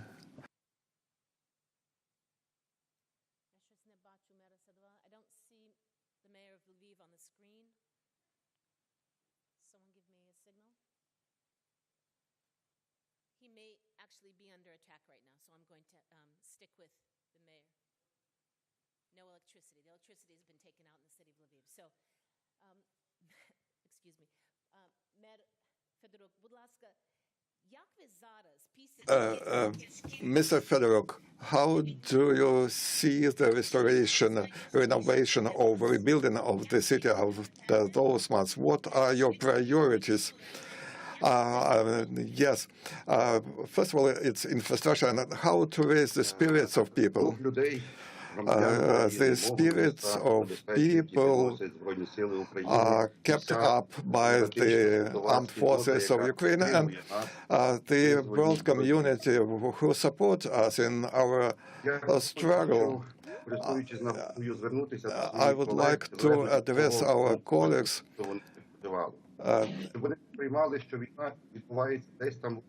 You thought that we thought that the war was somewhere in the eastern part of Ukraine, in the eastern part of Europe. But I would like to tell you that if the Russian troops invade Ukraine, they would try to expand their influence on other parts of Europe. And I call upon you, my dear colleagues, to support us in our struggles, that we have to protect our lives and our freedoms and to be victorious. Do we have Mayor Lviv? Good morning, доброго ранку. Good morning. Are you okay? Mayor Sadovy, can you tell us, Lviv is a wonderful city with rich European history, and it invited and made homes for many thousands of people who were forced to leave their houses in the war-afflicted areas. Could you tell us about the difficulties which you faced during these difficult times? Thank you for the invitation to be with you and for your attention to Ukraine and to our cities. Lviv is a unique city because 10 years ago we hosted the UEFA World Cup, and it's a fantastic city. It's during the war, our city accepted 5 million people of Ukrainians who passed through our city. And during this war, we also accepted 13,000 of wounded people, and we help all of them. We deal with their rehabilitation. Last year, we had a resilience program, still 1 month before the Russian aggression. We built an infrastructure to accept the temporarily people, and yesterday we had an attack on Lviv, and we lost for several hours water and electricity supply. But by the morning we repaired all our infrastructure, and at this moment we have 2 missile strikes to our infrastructure. Our communal services responded to this attack and went to that area. What Russia wants, it wants to destabilize us, to frighten us, but it does not ruin our will, and will win and be victorious on each meter of our land. But we need your support. We need more diesel generators. We need stations to charge our phones from solar stations. We need some space to exchange our opinions and ideas. Many mayors come to Lviv to show their support. And Lviv is located near the Polish border, and we saw your support and will be victorious. We will overcome all the difficulties. You answered our last question. Mr. Fedoruk and Mr. Sadovy, you have an opportunity to address hundreds of your colleagues all over the world. What support do you require today to Ukrainian cities, and how can we help you? Mr. Fedoruk, please. During these critical circumstances in which our cities and our settlements are, any support, any aid will be helpful. Visits will be significant, but we need the governmental support, and we'll overcome all the enemies with your help. Please ask your governments to provide Ukraine with air defense systems, because we protect democracy today. We defend the right of communities to be free. We need vivid communications with you. Please come to Lviv, not through Zoom, but physically come to Lviv. And at the moment, my purpose is the formation and shaping of the system of rehabilitation of the people who were wounded during this war.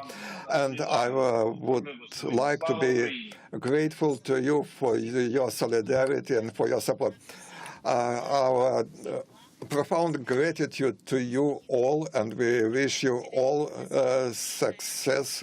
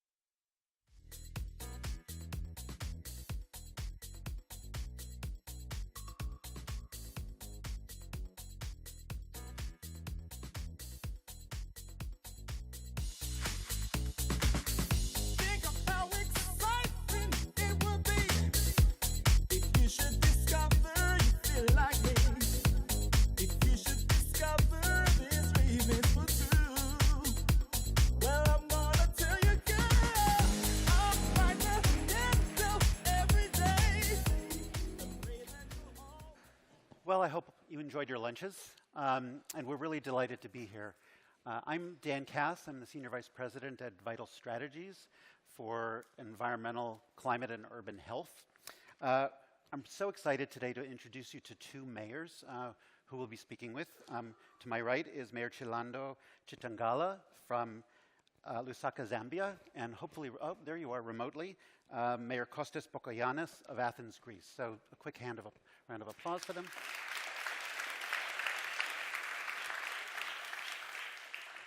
So these mayors are part of a network of 70 cities that we call the Partnership for Healthy Cities, a 5-year-old initiative where each of the mayors that are part of this network has committed to do something about non-communicable diseases and injuries, something fundamental in the city that changes a policy which can be demonstrated and hopefully scaled to really help solve a critical problem of their choosing. For example, cities are working to address cancer, heart disease, and other sort of leading causes of illness through changes in streetscapes, reducing vehicular speeds, addressing the quality of food in public institutions. These kinds of initiatives are really making a difference.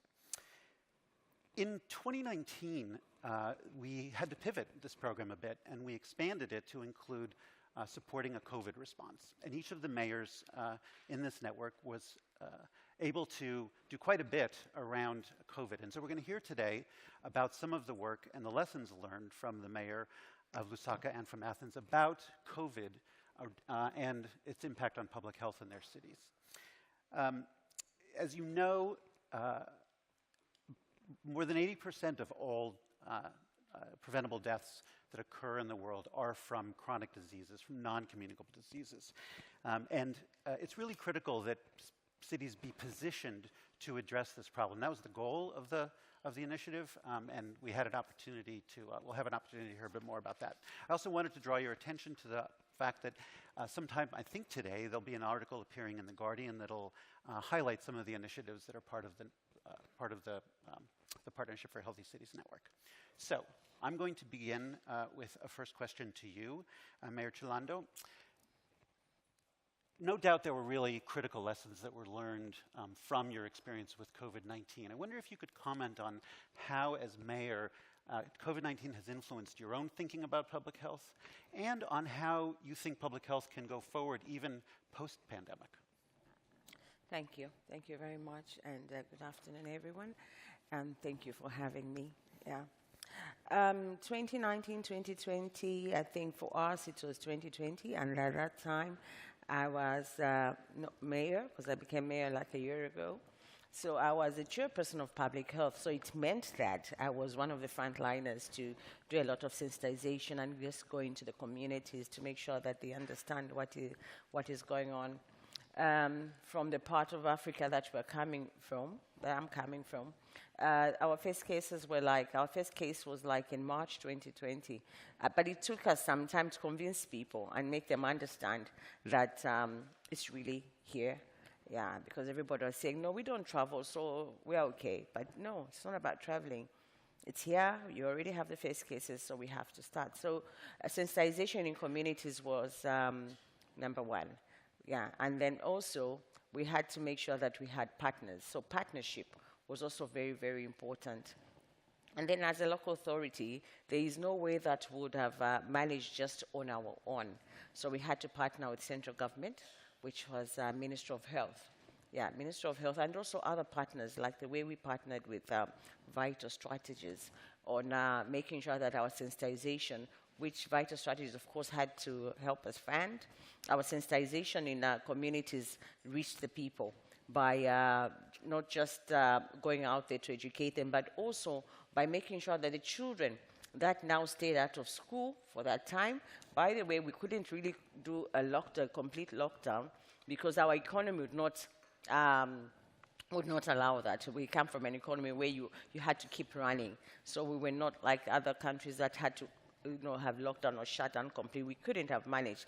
People wanted that done, but leadership would not allow it. And I understood from the point that leadership was coming from. But we did have to close some schools. most of the schools, especially where we had boarding schools stayed, but day schools had to close. And then that meant that kids stayed away from school. But when they started opening slowly, we had partnerships that would help us do a lot of sensitization in schools as well, making sure that they have their water, they have hand sanitizer, they have their masks. And obviously we couldn't have afforded the disposable masks, so we had to use reusable masks. So we had to now call upon people from all directions to come up with initiatives of sewing cotton masks and then teaching our children how to wash them and reuse them. So all that was only possible because we had a lot of partners. And then partners like Vital Strategies also. I remember one of the things that I liked very much was when we had cartoon comics for the children, just to teach them that, by looking at the book and seeing all those nice cartoons, they would learn that this is how you wash your hands, this is what you do, and COVID is here. So we had such initiatives. And apart from that, in our markets, very crowded markets, we had talking walls, they call them, talking walls, where you had to draw up and just remind people how to stay away, keep away, and practice healthy protocols. Yeah, all the 5 protocols that were there, you draw them on the talking walls, we call them. And we have 38 wards. So Lusaka is divided in 38 wards. So each ward had to have like 2 talking walls. So that was very good partnership. But then at the same time, without government coming on board and helping us through, we would not have managed. And then civic leadership also was very important in that, because for us, you will not stay home. You need to go out there and tell the people exactly what is happening. And our people listen more to actually civic leadership, because we usually use a bottom-up approach where you talk to the people, do a lot of sensitization, and then you take it up. So it meant that a person like I would have to go to the community and really convince them, like, look, these people are not just dying from alcohol abuse or malaria, which is common. Actually, we have COVID with us. So, and in Africa, if you don't go for a funeral, then you're not mourning with the people. So we had to go out there. By the way, my city is 70% informal. So it means that the other 70% is just houses very close to each other. And then if you don't go for a funeral, it's like, they're not, the person is not with us. So you have to explain to them, you don't have to do this now. There is no more. When somebody dies in the house, please don't go anywhere near. This is the toll-free number you have to call. Yeah. So there was a lot of sensitization that had to go on. But as a council, we also introduced what we called green schools, a partnership where we have like 58 schools in the district that we had to make sure that we do a lot of sensitization and also make sure that they follow the protocols, which is washing hands and so on. But then our partners now had to buy us wash basins. We had to get the masks and so on. Then businesses had to close down. So that became a very big problem, where businesses, and these are small businesses, barbershops, saloons, and of course, the people that sell drinks, so it meant that they had to close, and then no business for them. But for that, we had help from UNDP, United Nations Development Plan, who started giving us a bit of social capital. Yeah, social cash transfer, a bit of capital for the people that had closed down the businesses, because now it meant that they went on for a very long time without opening. But we had to control the hours as well. So we used to follow what South Africa used to do, because it was next door, and they had a bigger crisis than us. So when they closed their bars and their work premises, or just maybe they allowed 2 to 3 hours of work, we would also do that after we see what is happening. But it meant that people lost a lot of money. But today, the outcome is that because now we are open, there's a lot of illegalities for people trying to get money from lost time. Yeah. I mean, it's interesting. I'm hearing you describe what some people call a whole of government response. So there was an infrastructure response to it. Communications was really critical. You involved sort of schools and all of the other institutional arms of government to really address this. I want to, and finally, I think the emphasis on the role of partnership. I mean, the Partnership for Healthy Cities, after all, is a partnership of its own with the cities, with Bloomberg Philanthropies, with the World Health Organization. So, you know, it's nice that it's sort of emulated at the city level as well. Let me turn to Mayor Boyacanis and ask you the same really question, like what has been the impact of COVID on how you frame public health as a mayor, and what do you think will be the sort of longer-term consequences of it for your own thinking about promoting public health? Well, let me begin by thanking you so much for the invitation. I'm very sorry that I couldn't be there in person. Flashback to 2020. I don't think that any of us actually expected that we would have to come to terms with a pandemic such as COVID. The truth is that most of us were unprepared. And the truth is, the sad truth, is that most of us had to work at the time of crisis, in a crisis mode, taking each moment as it came without having the opportunity back then to actually indulge, let's say, in long-term planning. So having said that, however, COVID did, I think, define our thinking. Number one, we learned to put politics and partisanship aside, actually focus on data, on real analysis, on vigorous discourse. And number two, we're able to build, let's say, quote-unquote, competitive advantage of local government. Local government is all about what's happening on the sidewalk. It's about working bottom up rather than down. It's meant that focus on the most vulnerable communities. Those are usually left behind. At the time, around the world actually advised them to stay at home. Many Athenians, however, didn't have home. So practically, in a very short period of time, created a shelter. It's able to house up to 400 Athenians, conditions of dignity. The good news, I'm happy to report that this center, which is actually one of the biggest in Europe, is still functioning. It was actually singled out by the World Health Organization as a best practice. At the same time, we covered black hole in our city, because what we didn't have was a shelter for homeless drug addicts who were forced to the streets. Now they were given a new structure to be able to regain an opportunity to life. And for 2.5 to 3 years, over 100 of those people have actually moved forward, being able to liberate themselves from this curse. At the same time, we invested heavily in Help at Home, which is a program designed. The idea was that we didn't want anyone people who are elderly, who are living alone in their apartments, to feel insecure or to feel threatened. So practically, you know, they would call someone at the one of our people would come on their door.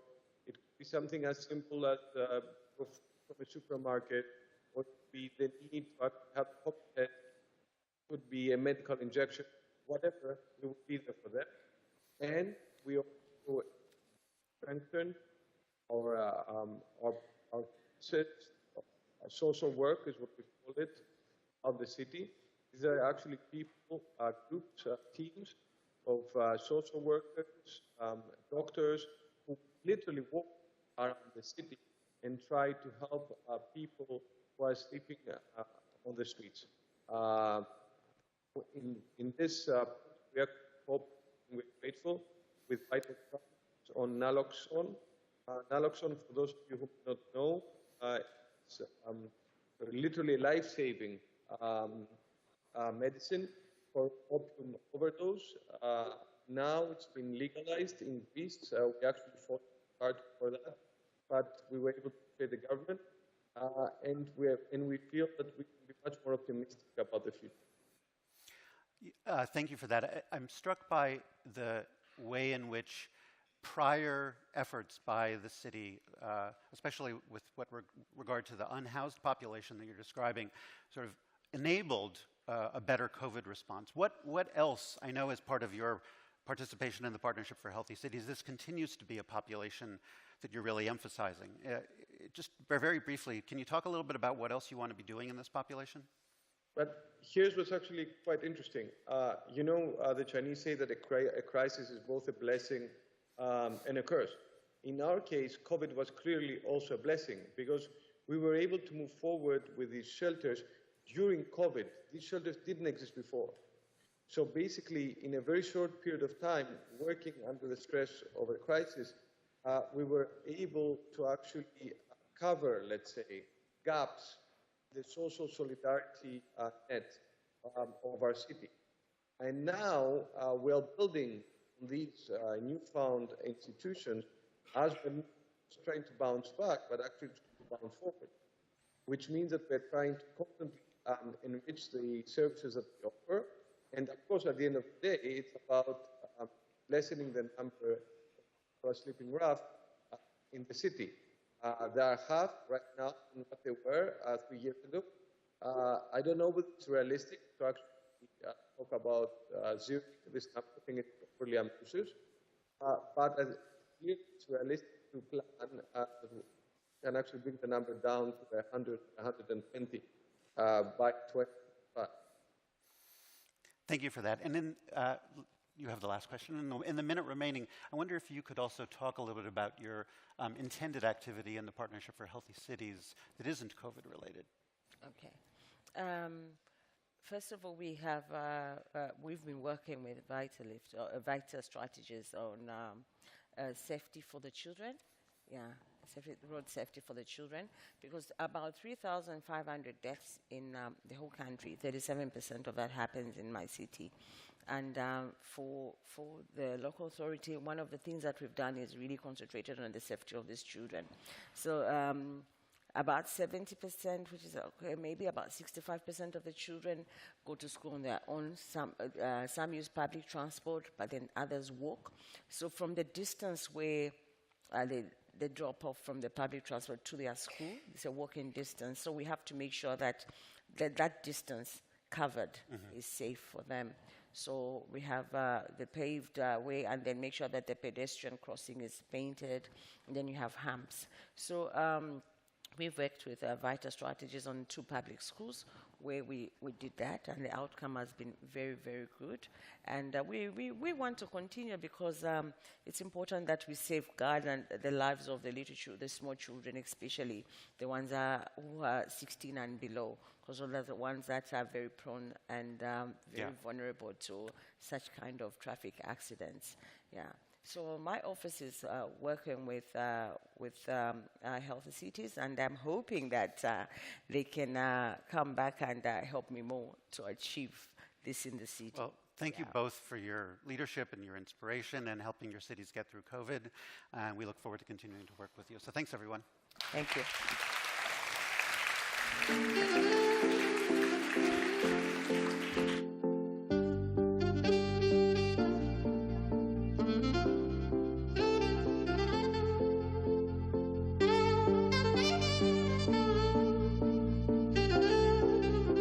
Good to have all of you here with us. I hope you're enjoying it this afternoon. What we want to do for the next 20 minutes or so is inspire you. And to do that, I have inspirational leaders, thinkers of a new way of seeing things in cities. So I hope you will really enjoy the next few minutes. I have Amanda Burden and also Andreas Kipar. I'm sure you will be familiar with their work. But let me start with you, Amanda, because this is all about immersive nature in cities, and we come to this 2 years after the pandemic, and we're going to have images that we're going to share with all of you, hopefully that will get you inspired and get those creative juices flowing, and we'll talk about them. But in your words, what is immersive nature? Well, I think you can begin to see it on the screen, and it's something that people maybe haven't imagined, maybe haven't thought about. And this afternoon, I think we're going to talk about how important it is. But if you see it, if you can't imagine it, you can see it, then you will want it. Then you will ask for it, and then it will happen. So we are going to brainwash you with immersive nature. Yeah, we're going to today. greenwash their Yes. minds. This is in Essen, Germany, and immediately once you look at it, you begin thinking about Essen perhaps in a different way, because I always think of it as an industrial region in the Ruhr area.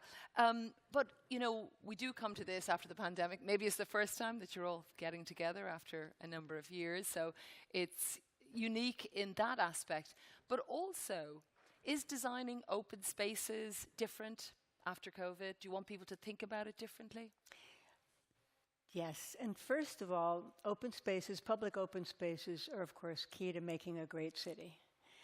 But the trauma of the pandemic has really changed what we are looking for in our public spaces and what we're needing from them. Citizens are looking now for greener, more expansive spaces. Perhaps not your traditional parks, where they can get closer to nature. And one of your projects as well, if anybody is not familiar with Amanda's work, but I think you probably are, is the High Line in New York, which was something that was so transformative, and of course rezoning that city as well. So I want to come back to some of the aspects as well, the beneficial aspects of projects like that. But you, Andreas, you know, you've talked about really radical change, and that public space needs to be connected to a new kind of nature. There we have the High Line behind us there. What do you mean by that, a new kind of nature? Yeah, thanks, first of all, to be here. And obviously, as a gardener, as a landscape architect, we are so well trained to deal with plants, planting trees and so on. But the new kind of nature is a new kind of relationship.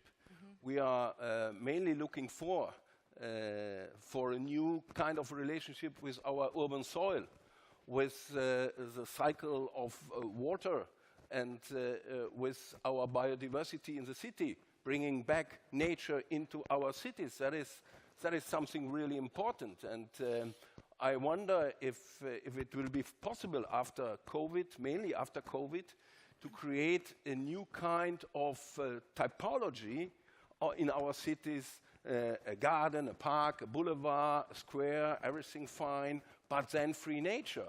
Free nature for free, open public space. So that is what we are mainly looking for. And I know these images will kind of help us think about changing perhaps the way we look at things. But what are you looking for, Andreas, with that shift that you talk about from the previous thinking? Well, we are now understanding everybody, I feel more and less, and also yesterday we heard it here, that it's not enough to make business as usual. We need, and we try to find out a radical change. So be radical. We don't have time, they taught me, but on the other side, time to act is now. So what can we do? We need to do something very radical, and radical makes break it up.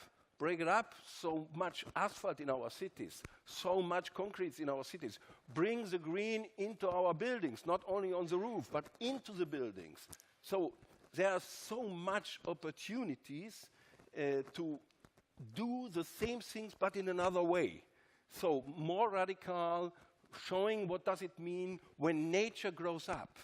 And we feel so well connected to nature when we can see by daily working what happened in our cities. And it will be not only a lovely park. We have a lot of lovely parks, but it will be something else we can see. A new ethic aspect, I think, needs also a new aesthetic aspect. But do we know, for example, Amanda, about the lasting positive effects on the individual? Because it's great to see some of these grand projects, and they definitely change the urban landscape. But what about the individual? Well, I think we heard a little bit about that yesterday during the panel that you moderated. But we instinctively know, and studies have shown, that nature, being immersed in nature, is beneficial to our health and well-being. We know it lowers our stress level, it increases our productivity, improves learning, it even increases our recovery rate during illness. But it also, the whole idea of immersive nature is also, and we want to hopefully talk about this too, important to our city's health and well-being as well. Well, let's talk about that, because I think the first pushback probably that people might have is like, hang on, this looks amazing, but it's going to be too expensive. And what is the economic rationale or benefit for cities, and how they might, I suppose, prosper as well in whatever respect?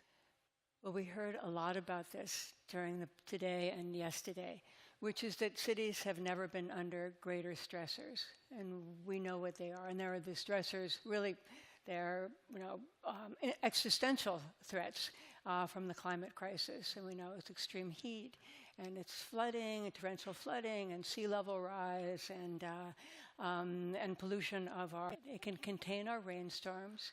It can eliminate heat or reduce heat and fires. It can cool our streets, and it can actually clean our waterways and our air. And we're just not talking about trees. We're talking about what you see on the slides. This is radical, as Andreas always says, radical, deep, immersive nature within cities. And that's what's radical. It's not on the outskirts. It's bringing that within cities. And it's worth it because, cities are going to have to prepare so these investments are going to prepare cities for climate-related events. And if cities did this collectively, they could collectively, more and more cities do that, then they could repair the planet altogether. Yes, indeed, one city at a time. I'm just looking at Bangkok there, which is also a place that I visited, but I remember the heat and the concrete is what I remember. What do you think when you see that picture, Andreas? Well, I think immediately about reconnecting people with nature. We are nearby. So nature is not far away. It's not outside. In our 15 minutes, it is nearby. It is in our own community. So it creates a certain kind of ownership. And by the way, it's a really important aspect in climate adaptation. So it seems like a rain garden. It seems like a biodiversity garden. It seems something that can change day by day. And by the same way, we can go in. And let me say, that is something, maybe the things we learn in the past, everything fine and it's good to see, but then we need to have, in our future cities, we need to have also open space for nature coming out by themselves. So that is what I call in a German word a little bit like rustical, so very, very strong, and people want to feel it. That is identity, that is a soil urban identity. It's so interesting that you say that, because the panel I did yesterday was on loneliness and urban nature, and one of my guests, Christian, was bringing up this sense of belonging, and you're talking about ownership, so there's definitely that connection there as well. But I know you're talking about being a disruptor, Andreas. I think that's what I'm hearing. How do you create or get people on board, perhaps people in this room, with radical change? Because it can be difficult, scary sometimes to try and make that happen. I know Amanda's not scared of it, but go on. More or less 89% of European citizens like to have a new relationship with nature. So nature is so important, and they ask this kind of new relationship. But they don't, maybe the participation will be so important. So Jan Gehl taught us that first people, then space, then architecture. So normally we try to start with people needs, and then with a new vocation of all spaces, new vocation. And at the end, we will have the best dress code, but at the end. So body, soul, and then... And Amanda, you must have come up against that as well, particularly a high-density city that we're talking about. People must often say housing first, and that there's not time or space or energy for some of these amazing, look at that in Vancouver, that we're seeing. What would you respond? Well, first, you should never have to choose between the two. They should have both of those necessities. But I think when we think about it, we remember that during the pandemic, many people deserted cities. Yes.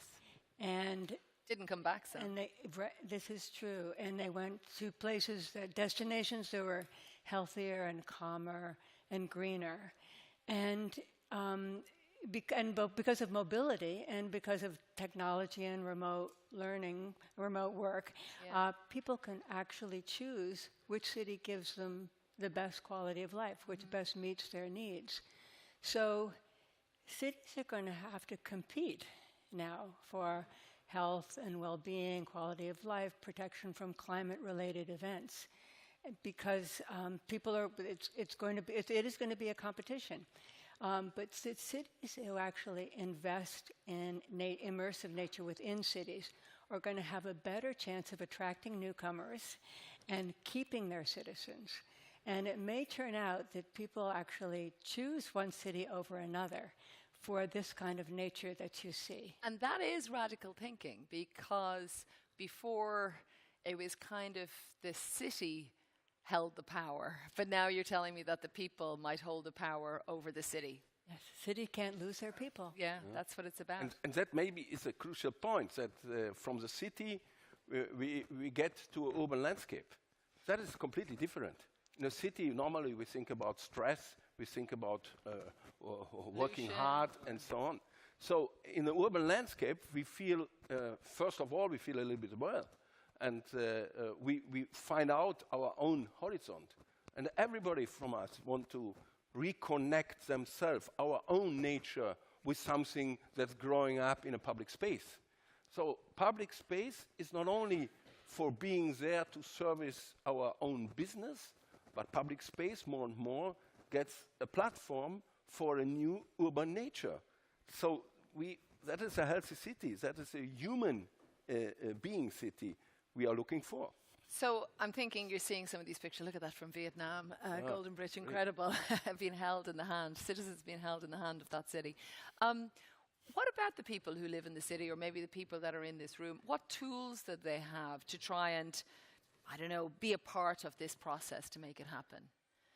Well, first of all, they have to feel this importance. And I think probably most people in this room today went through an experience during COVID where you wanted to be in a park more, or whether you wanted to be close to small beauty, and maybe where you took your time to take your time. Yeah. And I think that there is something that happened during COVID where we feel this, it's almost a primal need for the healing power of nature. And I think this is something that has to be part of the conversation and part of these images that you say that this is what we have to have in our city. And anything less than that feels inadequate. Which is amazing, because I think some of us might be looking at these images going, that's amazing, but I don't know if that would happen in my city, even that it's almost outside the realm of imagination. But it's not, says Amanda. Andreas, what would you be advising people that want to make it happen? Well, first of all, listening. You all know that urban gardening was a good trend. Urban agriculture starts to come in. But then normally, what are we doing? We make a regulation for everything. But at the end, in our cities, we need free space. Free space for nature means free space for people. So that is what we need to break. We have a lot of asphalt we don't use in our cities. So I think the first will be the best. So be radical and let's break it. Break down the asphalt and build something new. If you build it, they will come. I want to end just talking, and feel free to pop in on any other point you want to make. But I think on hope, because I find this also inspiring. Do you feel hopeful that cities can get to this point that you're talking about, Amanda, in a cash-strapped time? You know, all the headlines seem to be on lack instead of abundance. Well, there's many cities that are doing this, and you've seen the pictures of some in Thailand. Look at the Bronx River. Exactly, and the Bronx River. And Thailand and Singapore and Dubai. And I think that this is going to be something that will be something that cities, they need to invest in but they understand that there are all of these things we've just talked about. It's the personal need during health, for health reasons, for personal reasons. It's the city's needs to fight the climate events, and each one of those climate events can be addressed by this really intense, immersive, expansive nature. And finally, it's what city do people want to go to? What do they want to? Where do they want to stay? And what's that quality of life? So, as it's part of the conversation and demand, cities are maybe going to have to radically adjust their priorities and their spending plans. Radical change for cities. Your last thought there, Andreas. Are you hopeful? Well, otherwise I weren't here. So I'm really hopeful, and United Nations are with us all hopeful, because last year they bring out the nature capital accounting. So while we are sitting here, in our cities we produce nature, not only in our national parks, not only in our gardens, but street by street. So let us be hopeful together and break it together by nature capital accounting. And that can be some new part in our own story that also other people, not only we as a gardener or landscape architects, try to understand what does it mean that nature is not only a luxury, but nature is something we need day by day. Essential. Radical thinking. Essential. Thanks so much to Andreas and Amanda. Thank you.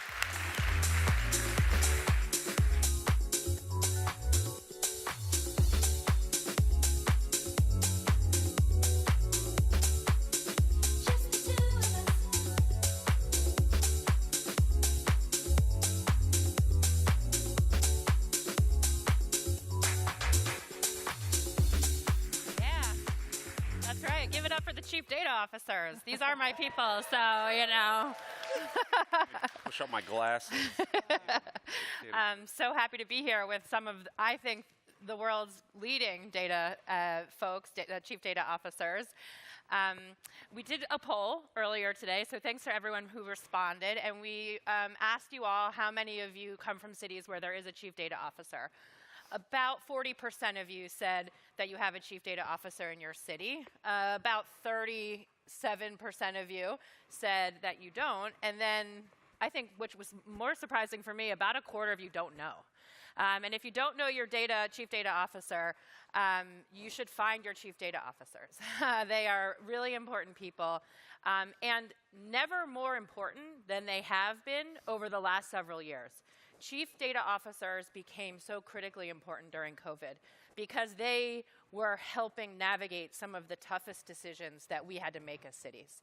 They were at the center of those decisions about whether or not your economies were going to be open or closed, how we were going to deploy scarce resources. Chief data officers rose to the ranks of being part of the mayoral senior team in such a defined way over COVID. And today we're going to talk a little bit about how that happened. And Grace, I want to start with you. And I would love to hear from you about your experience during COVID and the way that your role evolved. Absolutely. I mean, I think I'm going to take you back to the end of February 2020, beginning of March 2020. We knew that containment had failed, and we would have to move to a mitigation strategy. But what did that actually mean? How are we going to be able to make the right decisions? And in cities like Louisville that are data-driven, the question was, oh my goodness, where is this data? So one of the first calls I made was, in fact, to Beth. And I said, Beth, you guys have this amazing dashboard, but it's only at the state level. That's not going to help us. Now, Louisville does have an advantage. We are a consolidated city-county government. And that meant that our public health response was, in fact, Louisville Metro government's response. But because the data was aggregated at such a high level for us, we had no choice but then to build it ourselves. And I think, again, just looking through those times, the chief data officer role was, again, of always critical importance for Louisville, but it became elevated into the topmost senior level position. In fact, we leveraged the FEMA's incident management team structure to bring a whole of government approach. And so the chief data officer became the head of the planning section. That's how important that role was, which meant that subunits such as the situation unit that all the data engineering and the analytics for both our internal and our public dashboards were again elevated into this senior level role. And it was data that was being used on the inside, and we were all using that data, whether you were deciding whether you were going to the grocery store, whether you're going to wear a mask, how you were going to engage in public life, that data became critically important. Ming, talk about what it felt like at the national level. You were leading an effort, you know, in one of the countries that was at the sort of in the middle of really those early responding moments. So talk a little bit about your work and how it unfolded. So roughly January, February time, we were all brought together to say, okay, we want a single data source for government, so Downing Street, as well as local government, as well as health, as well as research. So we had to gather data together for all those purposes. And the data that we gathered was both mobility data, where the incidents were happening, but we had to then use that data to project out vulnerabilities. So you know, government wanted to make sure that we had a list of people that were most vulnerable to the disease so that we could support them. So we made that data available. And to do that, we had to use extensive health data that we already had nationally, but augment it locally with demographic data, kind of place-based data in terms of inequalities and you know, the actual index of health, as well as index of you know, deprivation, and very much bringing all those data sets together, as well as how many people are actually going into hospital. We were able to support both the daily kind of Downing Street announcements and where things were, build the public dashboards, but also, really importantly for us, make sure the hospitals and the local authorities actually had access to the data to manage the transition locally. Because the virus happened very differently in different regions, and the way that we ended up capturing that data allowed us to create models that were predictive, so we could actually say where it was moving, how uptake was taking, and actually forecast how many people were actually going to end up in hospital in beds.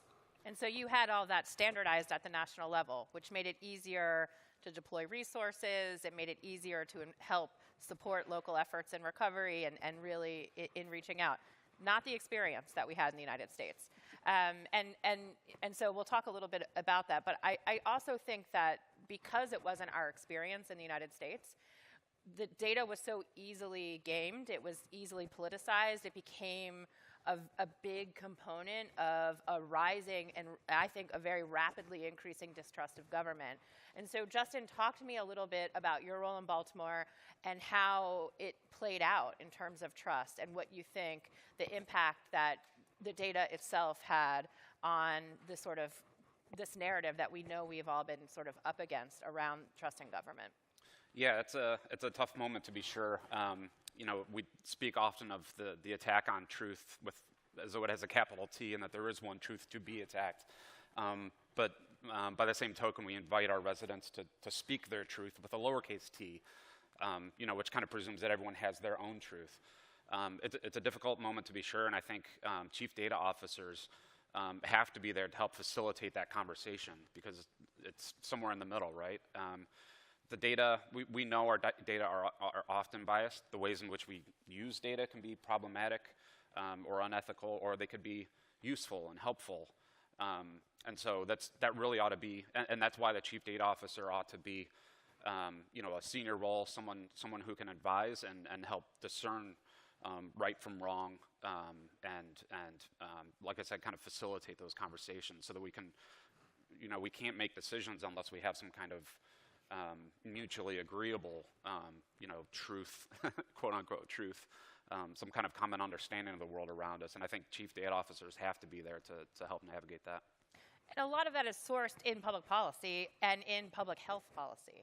And so when we have public health systems that are set up in a way that can rapidly deploy information, that can help shape those conversations, I think Ming, in your experience, very much so, you were able to, you know, we knew comorbidities were going to be incredibly important to track. In the United States, our comorbidity data is on a 2-year lag. We get data that's been processed, that's really difficult to access. Not the case. And so you were able to take that. Talk a little bit about kind of the benefit of having a centralized approach and some habits around data at a centralized federal level. Yeah, to be clear, we have comorbidity data based on patients that come into hospital. We don't have all the primary care data in one place nationally, but that was a benefit of federating the infrastructure that we were giving, was actually to say, here's the data we hold on people with one long-term condition, two long-term conditions, whatever that comorbidity was. Now test it, use it, augment it with your local primary care data to make it better. And the investments that we're making now is really to make sure that we get both sets of data in one place, to make it freely available for those that need it. So, for instance, when we had monkeypox, we were able to build on that data so that we actually could identify what communities to work with and actually where we were most likely to see spread. So not just for COVID, we really want to build back better and use that information for other things like screening and other vaccinations and immunizations. And bringing in some more of that information that does come from the community? Yeah. So it's very clear that if you make that data available and share it, it gets better.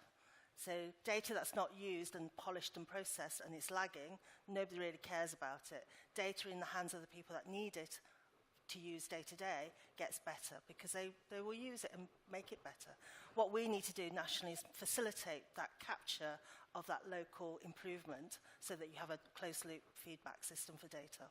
Yeah, I'm just like so a little jealous of the sort of build back better notion, because what we're experiencing is really kind of a gut reaction to a lot of where we are right now in the pandemic in the United States of let's try to get the toothpaste back in the tube. Like we're seeing states that are taking down their data reporting infrastructure. We're seeing federal government that's also stepping back from reporting. So let's, Grace, hear from you, like, what are we going to learn? What are these lessons learned? And how can we preserve some of the new skills that have emerged from the pandemic around data, some of the leadership skills that have emerged, and are we going to be in a situation where we're going to try to return to some earlier state? Or are we actually going to evolve the practice of using data? Yeah, I'm so glad you brought that up, Beth, because I'm very concerned. I'm concerned by the actions at all those different levels, and in part because it costs money, right? There's funding challenges around sustaining things at this level, but if you get right back to it, what did we learn? We learned we were really lacking in surveillance from a healthcare standpoint.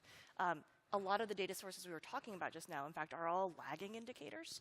The city worked really hard, as did other cities, to find leading indicators, one of the most powerful tools, and we had strongly had a hypothesis around this, but it was borne out by the pandemic, is in wastewater epidemiology. The city had made a really strong bet that would help us get ahead of the spread, and sure enough, it did. So finding these new sources, building capacity, having teams that can respond, not wait around to be built up, and then finally, just the time it takes to build these data tools. I mean, my team is in the process of sunsetting our COVID-19 dashboard, in part because there is a mismatch in timing between when the CDC puts out their county-level information versus us, and it's causing a very big communication challenge in our community. So if our school districts, if other journalists are going to be looking at the CDC dashboard, then it's time for us to sunset. It's served its purpose, right? Back to the whole, if we had it in the beginning, we wouldn't have had to build it. But at the same time, we recognize there are other sources of information that continue to help serve as that canary in the coal mine leading indicator. And what I'm concerned about is that as some of our funding sources have dried up, other funding sources will dry up. And eventually we will be back to where we started, which is with really nothing. In terms of data infrastructure. Justin, what's the experience in Baltimore, and what do you think those lessons learned are that you're going to be hopefully carrying forward? Right. I think probably quite a number of folks in the room can relate. I mean, at the beginning of COVID, we built countless dashboards. Everyone wanted some kind of dashboard, and then it wasn't just pertaining to public health data, but because everyone was going remote, we had to understand the city's operations a bit better, and so the thing I got asked for the most was can we build a dashboard, or can we collect data that we don't have? If you look at most of those dashboards now, they are defunct or not being used, or both. So there is this question of how to make these things sustainable. And I think one of the issues with asking for a dashboard in the first place is it kind of jumps to a solution. What we ought to be asking chief data officers for is for decision support. Don't tell us you want a dashboard. Tell us you need help making a decision.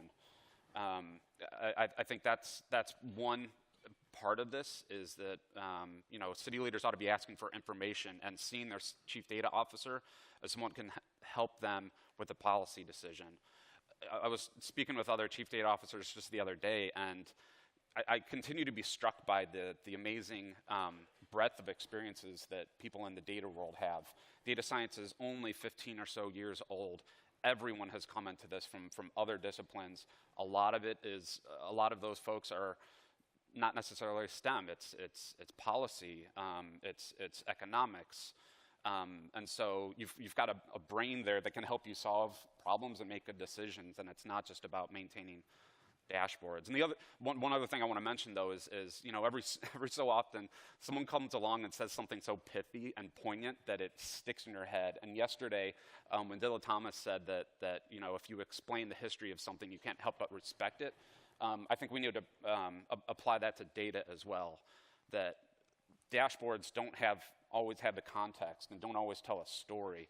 And what chief data officers need to help do is tell a story around the data, because that's what motivates people to change. It's what motivates people to make decisions. So I also think that's a key responsibility for chief data officers. And if you have a chief data officer that isn't telling you stories and isn't communicating with that in mind, you might want to have a conversation with them about it, or find someone who can tell you good stories, because that's how to motivate people to do things. Yeah, I think the translational role is really key. And I think oftentimes, you're right, we get pushed in these sort of malicious compliance. Here's your information. Now let us go back and do our work. Tell us a little bit about sort of what you think is going to grow out of this, but also about how do you take your data from a translational perspective and have it lead policy. I think that's something that you're in a unique position to be able to do. It's fascinating. I totally agree with Justin here. What we've done is we've stopped answering questions with dashboards. We've said, actually, what's the decision you're trying to make, and what data do we need to bring together for that decision? And then how can we help you build the tools and the workflow that helps you take an action, see the action, that becomes your dashboard, and then actually close that loop. So everything we do now is really either for the frontline operational tooling or decision support, either in predictive, proactive modeling, that then creates a question around what you're trying to do. And the way we've brought the business together is really we've created a business process. So during the pandemic, what we had was a daily touch base with my team and the incident support team. They took the data from the models, other surveillance data that they had, and then made a decision of how to set the system to tell people what to do. That was incredibly useful, and that's what we're doing now for winter. We're creating what we call control centers, which are live dashboards, but very much about managing flow of patients through different systems, joining those data sets up, but actually creating the workflow so that if you want to create flow for a patient, you need to look at the handoffs, and you need to have those messages going to each part of the system between voluntary sector, local authority, care homes, social care, making sure everyone sees the same thing. They can then best manage the patient or the citizen using that data. So that's very proactive and much more enjoyment for the teams, which then attracts more people. And that's how, actually, and then you attract people that can actually talk about what you're trying to do, because you're no longer just saying, here's the facts, you're actually doing something with the data. So that's been our journey, and we're investing significant amount of money to take that forward as a vision. Well, I want to thank all of you for being such great leaders in this space. Ming, Justin, Grace, thank you so much. Thank you. Thank you.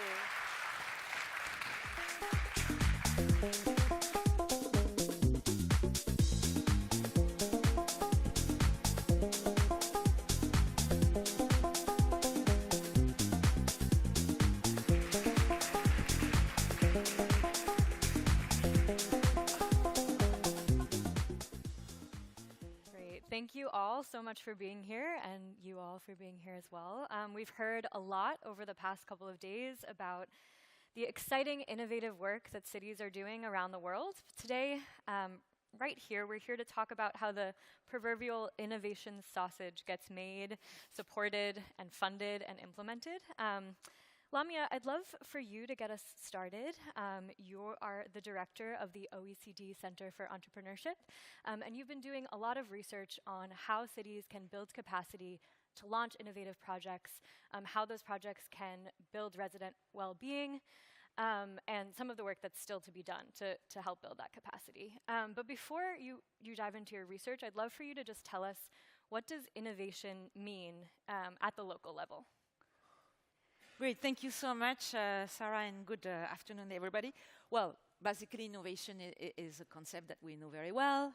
You know, it's about producing a new product or processes that differs significantly from previous one.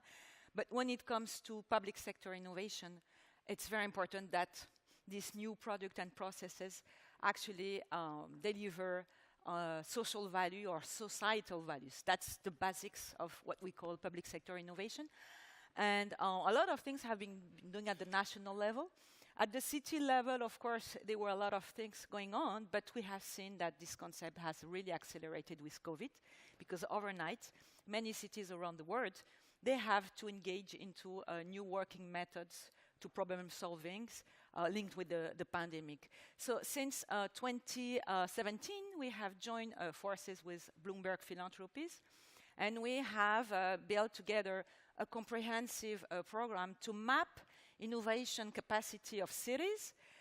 We have done a number of things. We have conducted a survey of 150 cities from around the world.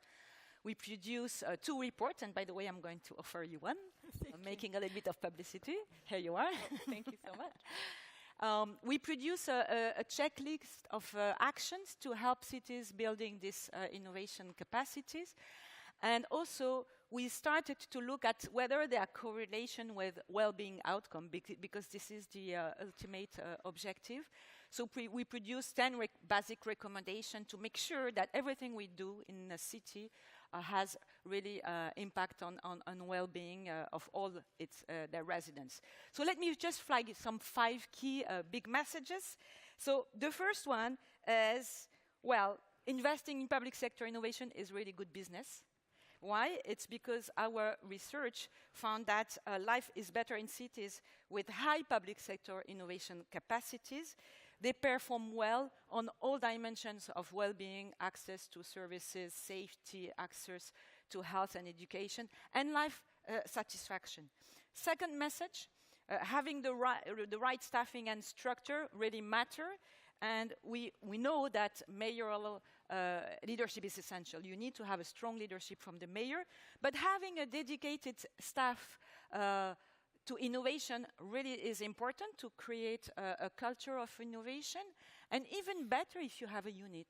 And we have seen that in some cities have unit under the authority of the mayor.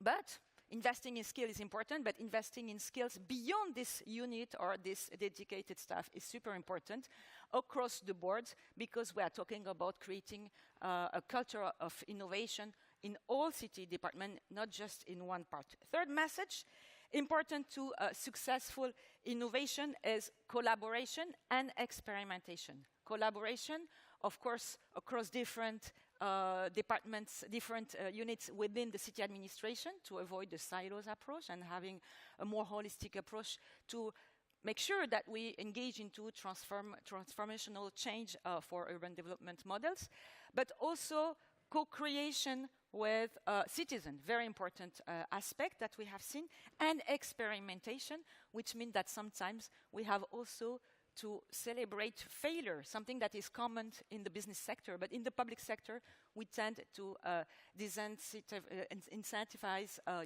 failures. Fourth message, funding. Funding, really, what matters is not to have exorbitant amount of funding. Sometimes innovation comes very, very tight amount of money, but what matters is to create a sustainable funding mechanism, which means you have to engage in partnership. We can go back to that. And last point, you have to take evaluation very seriously. You need to have a dedicated goal and monitor the implementation. And we have seen that, for instance, 50% of the city that we surveyed, they do have a strategy, but only 16% conduct a systematic evaluation of what they're doing. And today, we have been talking about the last 2 days about the importance to rebuild trust toward governments, including local governments.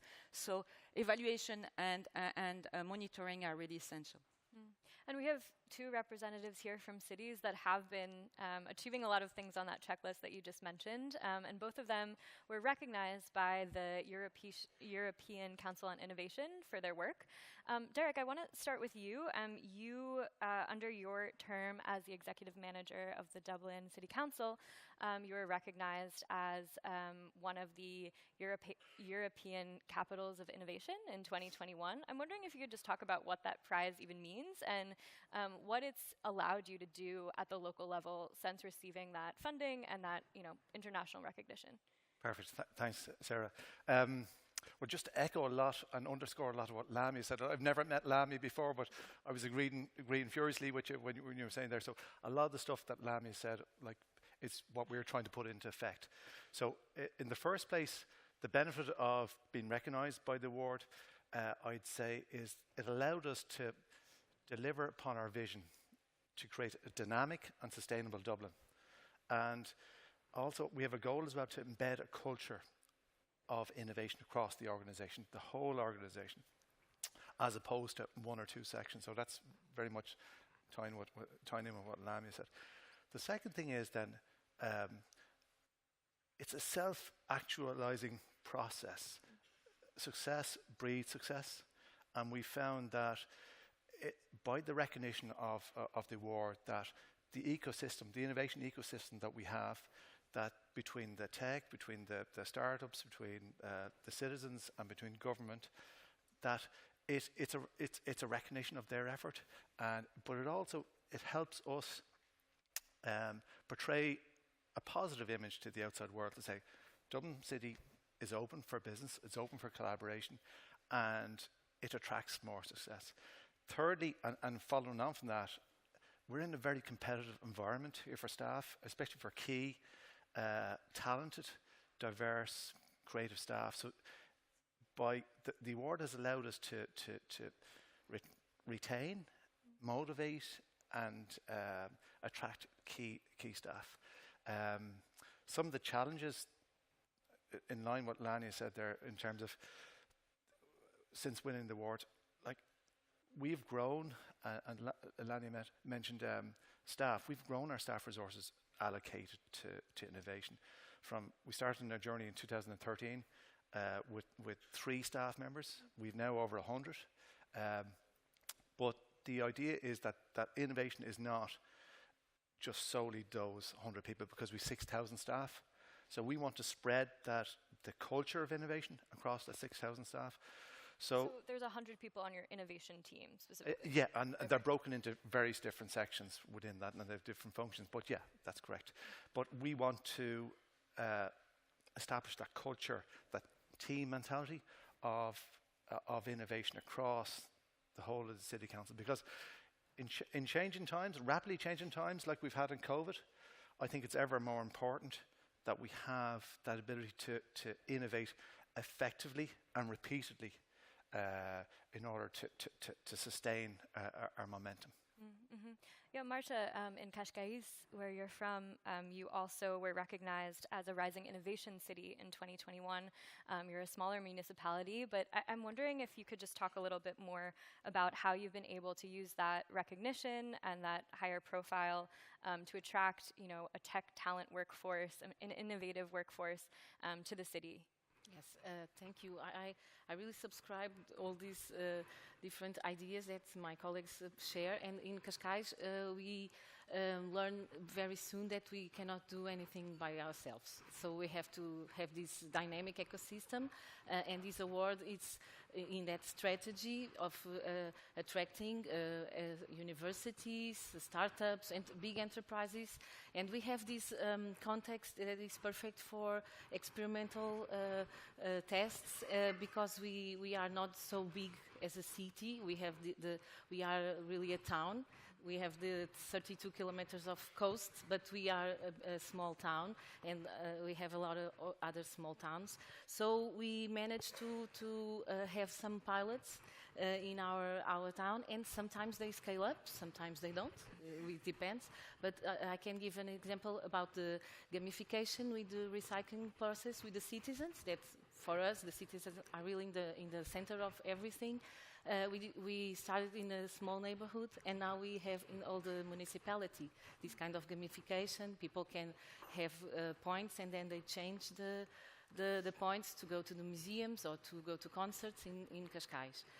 So incentivizing people to recycle Yes, using sort of a gamification model. And we love technology in Cascais, we really do, but we understand that technology is just a mean to achieve our accomplishments. But now we are working really hard in the Cascais cockpit because we really felt that we need to evaluate our actions, really have data to decide. Data-driven is a very important issue for us. And I think that this opportunity to have this award make Cascais be in the map. So who want to come and work with us are welcome. I will share also this, we are talking about backstage, about our new initiative to have the public transportation free for everybody. That's really an effort, but shows how we innovate in the old sectors. We are not a team innovating alone in the office.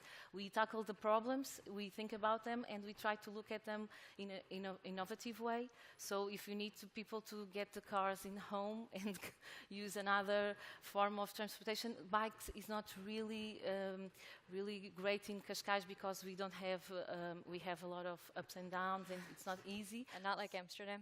No. So the free transportation, we really made a study about the financing with the taxis, with the parking, paying parking. So I think that is a great context to experiment. So we invite you all to come and visit us. Yeah, I mean, so what did you find after initiating free public transit for your residents? It's really a small time yet because it starts just after the COVID pandemic, so it's the beginning of the 2021. We don't have maybe the results that we are expecting, but the kids and the elder and the women, they're using more the public transportation. But the men, no, they're still using the car. So we have to tackle now some direct strategies to be better. Maybe our design of the roads maybe can be improved to have more fast dislocations. So we are studying that now. And you spoke a little bit about engaging the citizenry in understanding what innovations are actually necessary, not leading with the innovation first, but actually looking at the problems that your city is facing. I'm wondering how you sort of balance the desire to fund and pursue innovative projects with the everyday crises that we're dealing with in cities every day, like war, like the COVID pandemic, like just, filling the potholes. Derek, how do you justify those investments? Well, I think there has to be a balance, but if you're, the story about, you have to pick babies out of the stream, but if you're constantly doing that, do you not take a moment for reflection and go upstream and see, well, who's putting the babies in the stream? So I think there's in a really rapidly changing environment, there's even more reason to innovate. Successfully, effectively, and repeatedly. But I suppose your roles as leaders, what I would say is we need to create the context for people to be able to innovate. Lania mentioned there the whole culture of getting it right first time. Like we're trying to adapt an agile method, whereby we say, look, we don't get things right first time, and similarly, we're humble enough to say that, as Martha said, we don't have all the answers, but we're going to try. So I think it's, as leaders, you have to create that environment whereby your staff can feel comfortable innovating. I know there's not going to be a sanction as such. Yes, all right, there's going to have to be calls made. There's certain services that you can't do that, but there are services that you have that flexibility that you can innovate. And Marta, you've talked about the importance of participatory budgeting in your city. Obviously, the investment from the European Innovation Commission was a new influx of funding, but how do you work with citizens to make those decisions about what innovations to fund?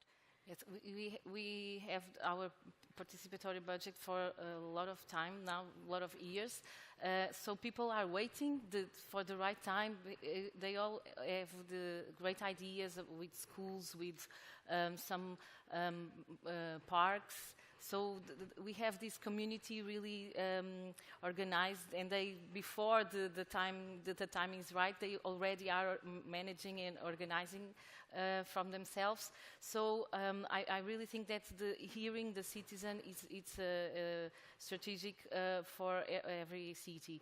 But I want to share about the innovation and the investment, because during the COVID, Cascais starts to have for free to citizens video consultation with the doctors, because we have another disease also, and people are afraid to go to the hospital because they're afraid to be with COVID. So this was a quick response to a real problem. So I think citizens think, okay, municipality maybe spend some money in this, but this is for me. This is responding my need right now. I have my kid is a fever. I don't want to go to the hospital. So it's and so I think if the citizens are involved and they feel the direct effect of this new politics, the innovation, they will understand the investment. So you have to be always with the foot in the ground and to respond what is the needed. So it's not an issue maybe. Yeah, these aren't just flashy ideas that are untested. Innovation, it's not always go to the moon. Right. Sometimes it's just to solve a small Connect problem. People, yes. Yeah, with their doctors, with their local leaders, and things like that. Yeah, that's a really good point. I also wanted to ask you, Lamia, part of the OECD's research is on the impact of these sorts of national investments in local projects. I'm wondering, what's your take on the European Innovation Commission's award, and what other sorts of support are needed? Yes, indeed, the OECD is about national government first, and we are advising national government about their urban policy framework and actions. Now, what we can say is that traditionally, whether it's in Europe or in North America, but also in Asia, national governments tend to intervene in cities by focusing on funding infrastructure, the hard part. When they are helping for delivery of public services is through equalization mechanism, but basically innovation is not there. It's not something that they are very much engaged, and they should engage actually in the future. They should much more engage in this area. And by the way, we have been able, thanks to this project that we did collaboratively with the 150 cities and Bloomberg Philanthropies, we have been able to make sure that, in a recent multilateral guideline instrument that was adopted by all the 38 countries, we have now a dedicated recommendation about the fact that national government should help cities engage in public sector innovation, which means that the procedure should change. They can be, they can completely, they should differ completely from what they used to be before. Wonderful. Thank you so much. And thank you all for being here. Thank you. Thank you.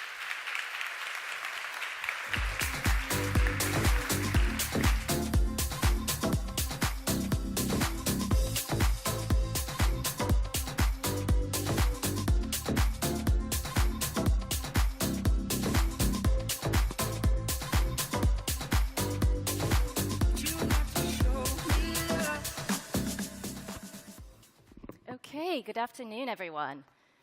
So show of hands for those who've been enjoying exploring Amsterdam either before or during the conference. Yes, tourism is back, and it's busy here. Incredible thing to see. And that's what we're here to talk about, the comeback of tourism. And when the pandemic hit, all of you 3 city leaders, we have Geerte from Amsterdam and Partners, Norbert from Vienna Tourist Board, and Enver, thank you for tuning in all the way from Cape Town, South Africa. So all of you saw your very robust visitor economies vanish, and you were able to see both the positive and negative impacts of that. Negative in that the revenue disappeared, and positive in a way because there was less environmental degradation, fewer crowds, residents were able to enjoy their own backyards without being flooded by visitors. And so now we're here, and city leaders are taking the opportunity to really rethink the way they manage tourism in their destinations, particularly in major European destinations, as well as Cape Town. So that's what we're here to talk about. I'm excited to hear your views. Geerte, I'm going to start with you. Here in Amsterdam, Mayor Halsema has expressed her desire to shift the image of this city from being a destination that attracts, as she said, people who are wanting to take a break from their morals. Quote. A moral holiday. And so I know that this is something that you had been handling even before COVID. In 2018, you had a campaign just to discourage that kind of misconduct in tourism. And now here we are. I'd love to hear, how has your thinking evolved in those 2 years in how to tackle these issues? And how do you plan to shift this image? What are the exact top-line strategies that you're using? Yeah, big question.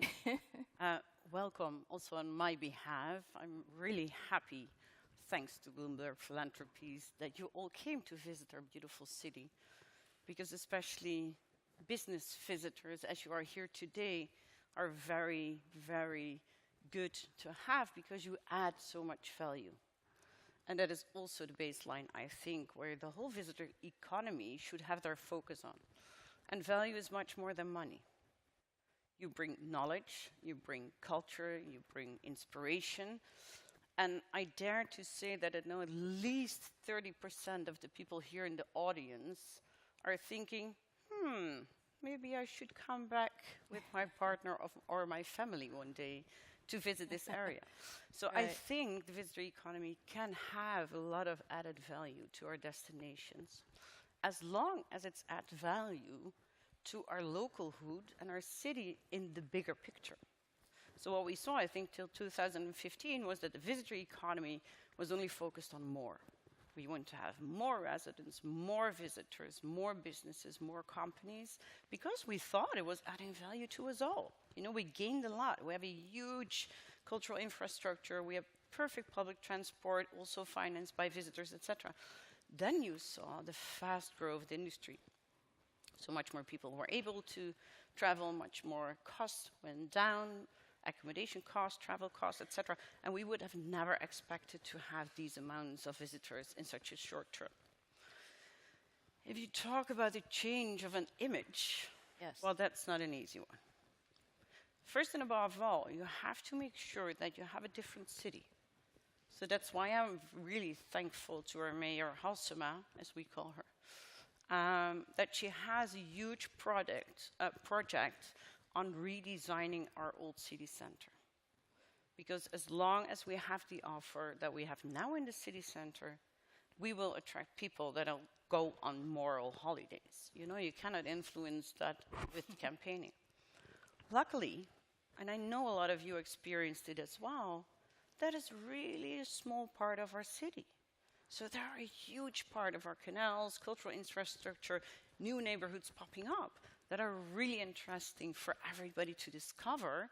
And it's our task to see how we can manage the social algorithms so you get the right image of Amsterdam that will attract you, and then I mean you, the visitors that really add value to our destination and the quality of life of our residents. So it's about showing other areas that are lesser known and getting visitors to know about them. Yeah, and as we saw already here in multiple examples, it's not me showing. It's the residents telling the stories why they are so proud of their city and what they think is going on and is interesting for you. The biggest match is also that we're all human beings and we're 99% the same. And if we look in the data, you behave the same. So you all go to the museum in the morning and the canal boat in the afternoon. So it helps if we have data and contact, so we can suggest to you, you can do it the other way around. The other part is that you're all unique. So I cannot send out one message. The preference of Norbert is maybe different than yours, Lily. So the more we get into having ideas on who you are, there are visitors that prefer to do the basic route over and over again because they're risk averse. They don't want to be guided off the beaten track. They don't want to discover new neighborhoods. So we know who these people are. There you have to guide them in time and rhythm. If we know that people love to have a new experience and love to discover new things, we have a huge different communication. Great. Enver, I know that you and I spoke earlier this year, just as your restrictions were, easing up, but you had gone through a series of bans on South Africa, and you were losing hundreds of millions every month in forward bookings. Now it's a completely different picture. You're bouncing back. And I know that you're also very focused on bringing back tourism in a way that is more sustainable, inclusive. And I wondered if you could tell us, what does that look like? Sustainability has a different definition depending on the destination we're talking about. What does it look like for your city? So, Lily, firstly, good afternoon and greetings from Cape Town. Hallo Geerte. Hi, Norbert. So I think to your point is the challenge for us as a destination is different from, let's say, Europe, where for us growth and volume is a critical part of making sure that our economy and our jobs can grow, because I think tourism is still in its infancy here in South Africa. And for us, the importance is, and I think Geerte spoke about it, was the more, but what we look at is actually saying is that tourism has been unbalanced for a long time. And what's critically important for us is to focus on how do we rebalance tourism when we talk about the restart. And that means, to a large extent, being inclusive with communities in redesigning a destination and business experiences, surveying communities about their happiness or unhappiness with tourism, similar to when we survey visitors about their experience. So for us, it's actually kind of finding a balanced approach to how we sustain tourism, how we develop tourism, and of course, how do we grow tourism for our city. So for us, it's a learning curve, something that we continue to work at, but also fail at quite often. But for us, we understand the importance of the value of tourism, of both being an enabler of communities, but also an economic driver if done in the right way. Okay, I want to bring up the poll that we ran with our audience on tourism, see if it comes up on one of the screens here. In the meantime, isn't there a conflict between, oh, there it is. So does tourism help improve the quality of life in your city? And an overwhelming 70%, that's great, some very smart people in this room. Thank you. So isn't there a conflict, though, between saying, well, we want to grow tourism, but we want to balance the impact on... So we don't want to grow tourism anymore. Okay. We totally shifted from quantity to quality. And as soon as we know how to manage the public space, so we do not experience the crowdedness in a few streets in the old city center and abroad, then we can maybe host more people. But growth in itself is not a goal from our city.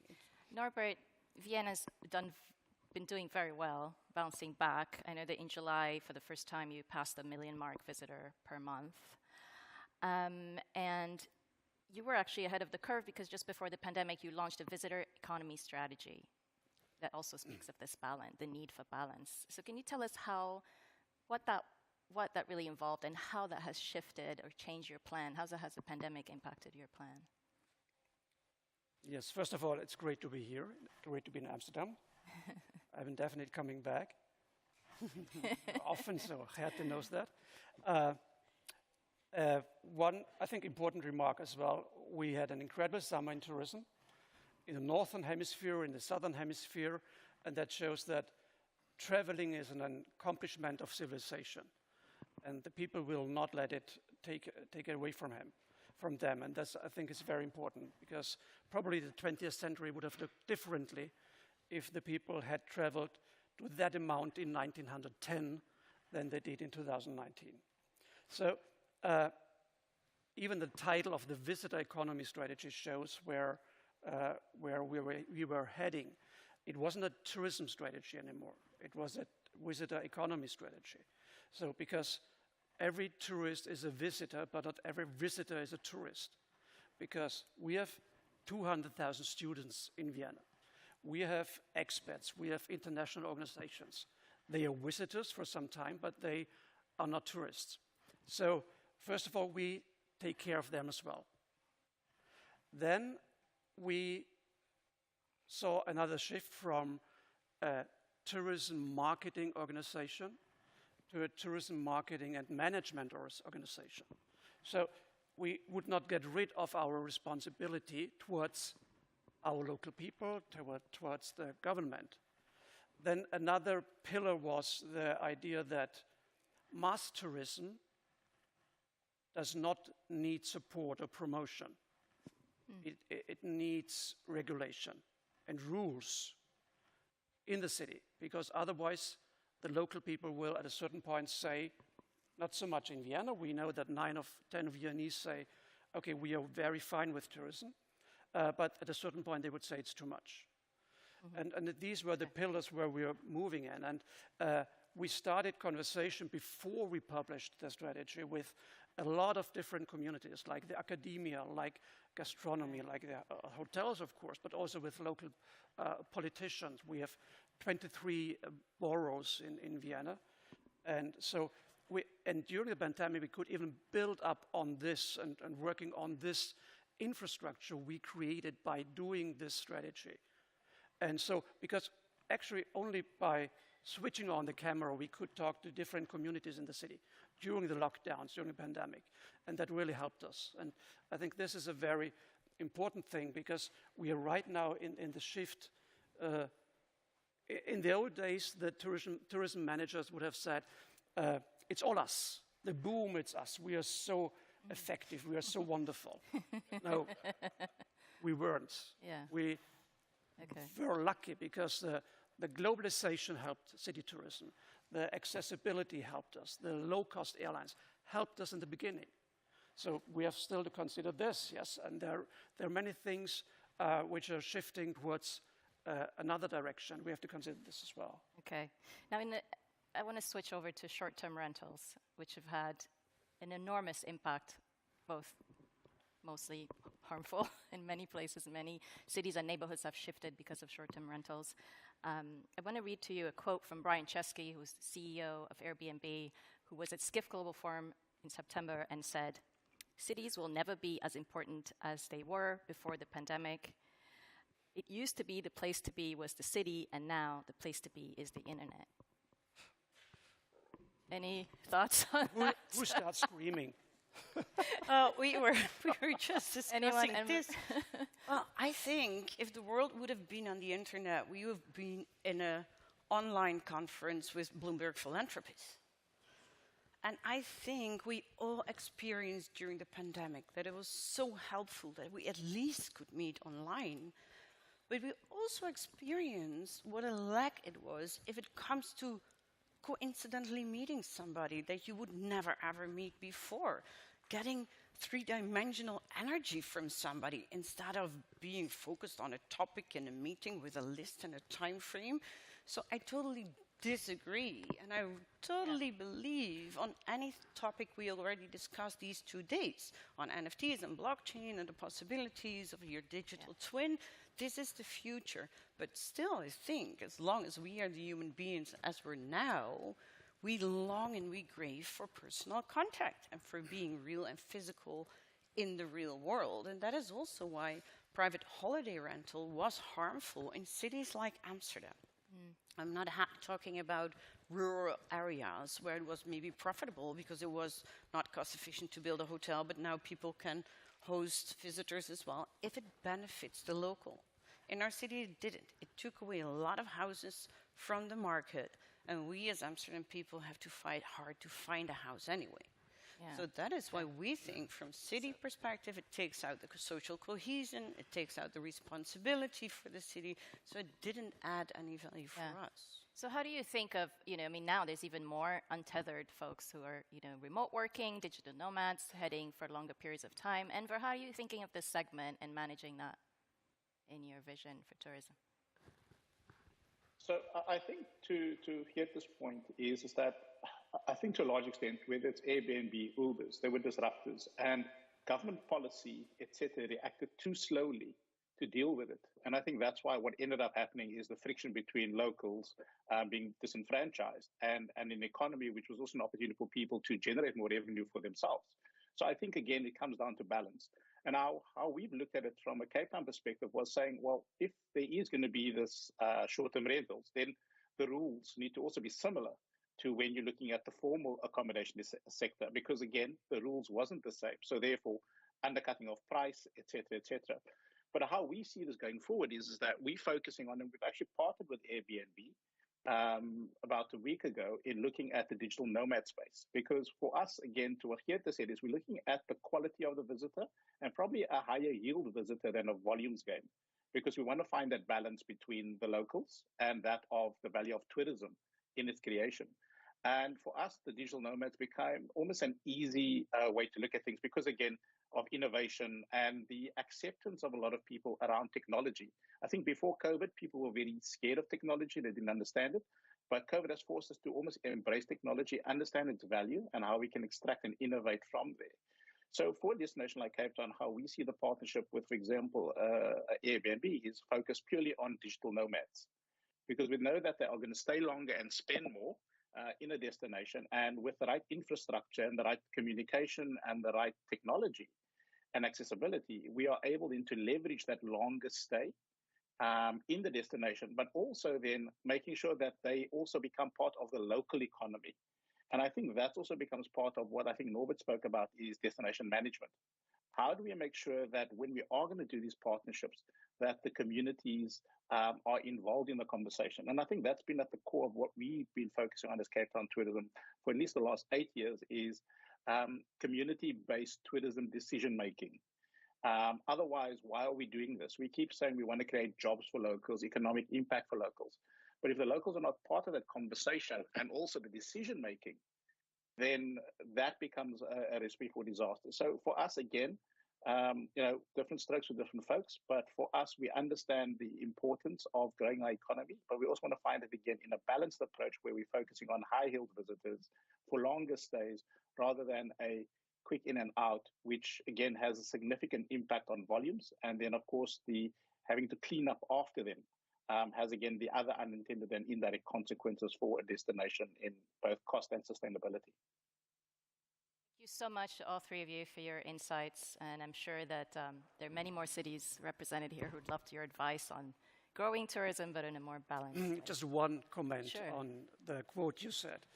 I have to say it. So just never forget, all great things started in cities and all great things still start in cities. I think this is very important for all of us. Yes, I agree with that. Thank you.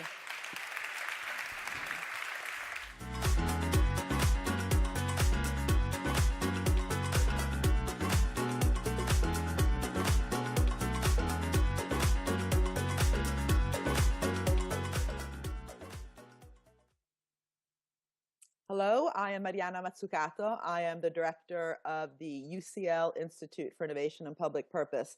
And a big thank you to Michael Bloomberg and to Jim Anderson and the whole of CityLab for inviting me to speak to you.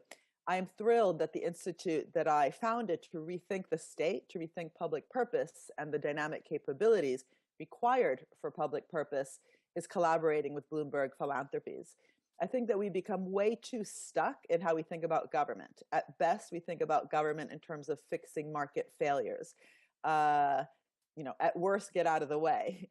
That's not what we need, neither one of those, in order to solve the very complex challenges that we face globally at every level, at the local, at the regional, and national level, to truly tackle climate change, to zero the digital divide, to strengthen our global health systems. We need to be talking and thinking about shaping and co-creating markets, not fixing them. And that idea of co-creation and co-shaping is precisely what requires dynamic capabilities. So the question is, what are these dynamic capabilities that perhaps are missing on the ground in order to foster innovation and investment across as many different actors as possible to battle those targets, to treat them as true moonshots, as I talk about in my book called Mission Economy, a moonshot guide to changing capitalism.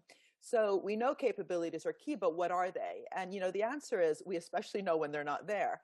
If you look at how the world reacted to COVID-19 when it first came about, we realized that those capabilities weren't there. In fact, they were interestingly there in some countries that perhaps we wouldn't have expected. If we think of what happened in Vietnam, if we look at what happened in Kerala, in India, but also Togo and Rwanda, these are countries that are still developing and yet for different reasons had actually invested in different aspects of their public administrations and actually did much better than many countries even in the West.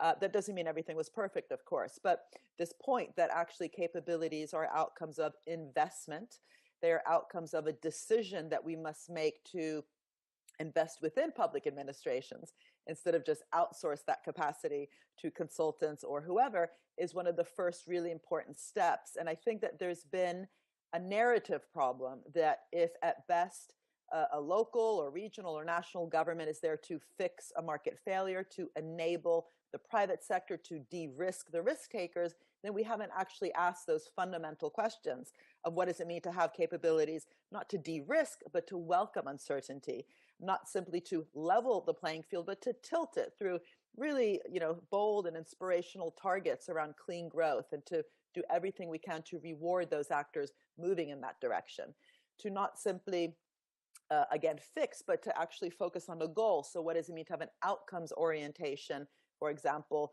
to the budgeting process, an outcomes orientation to procurement, which of course, both of those are things we do for the military industrial complex. Why don't we do it in normal times, also at the very local level? What does that look like on the ground?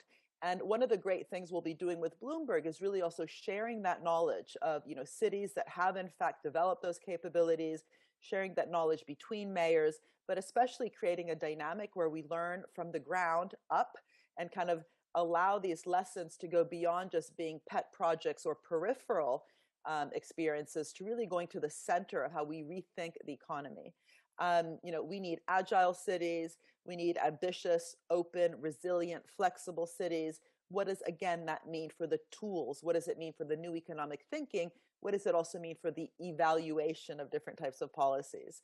So thank you so much again for allowing me to make these remarks. And again, I really look forward to my institute working very closely with Bloomberg Philanthropies around moonshot thinking on the dynamic capabilities of the state. Thank you so much.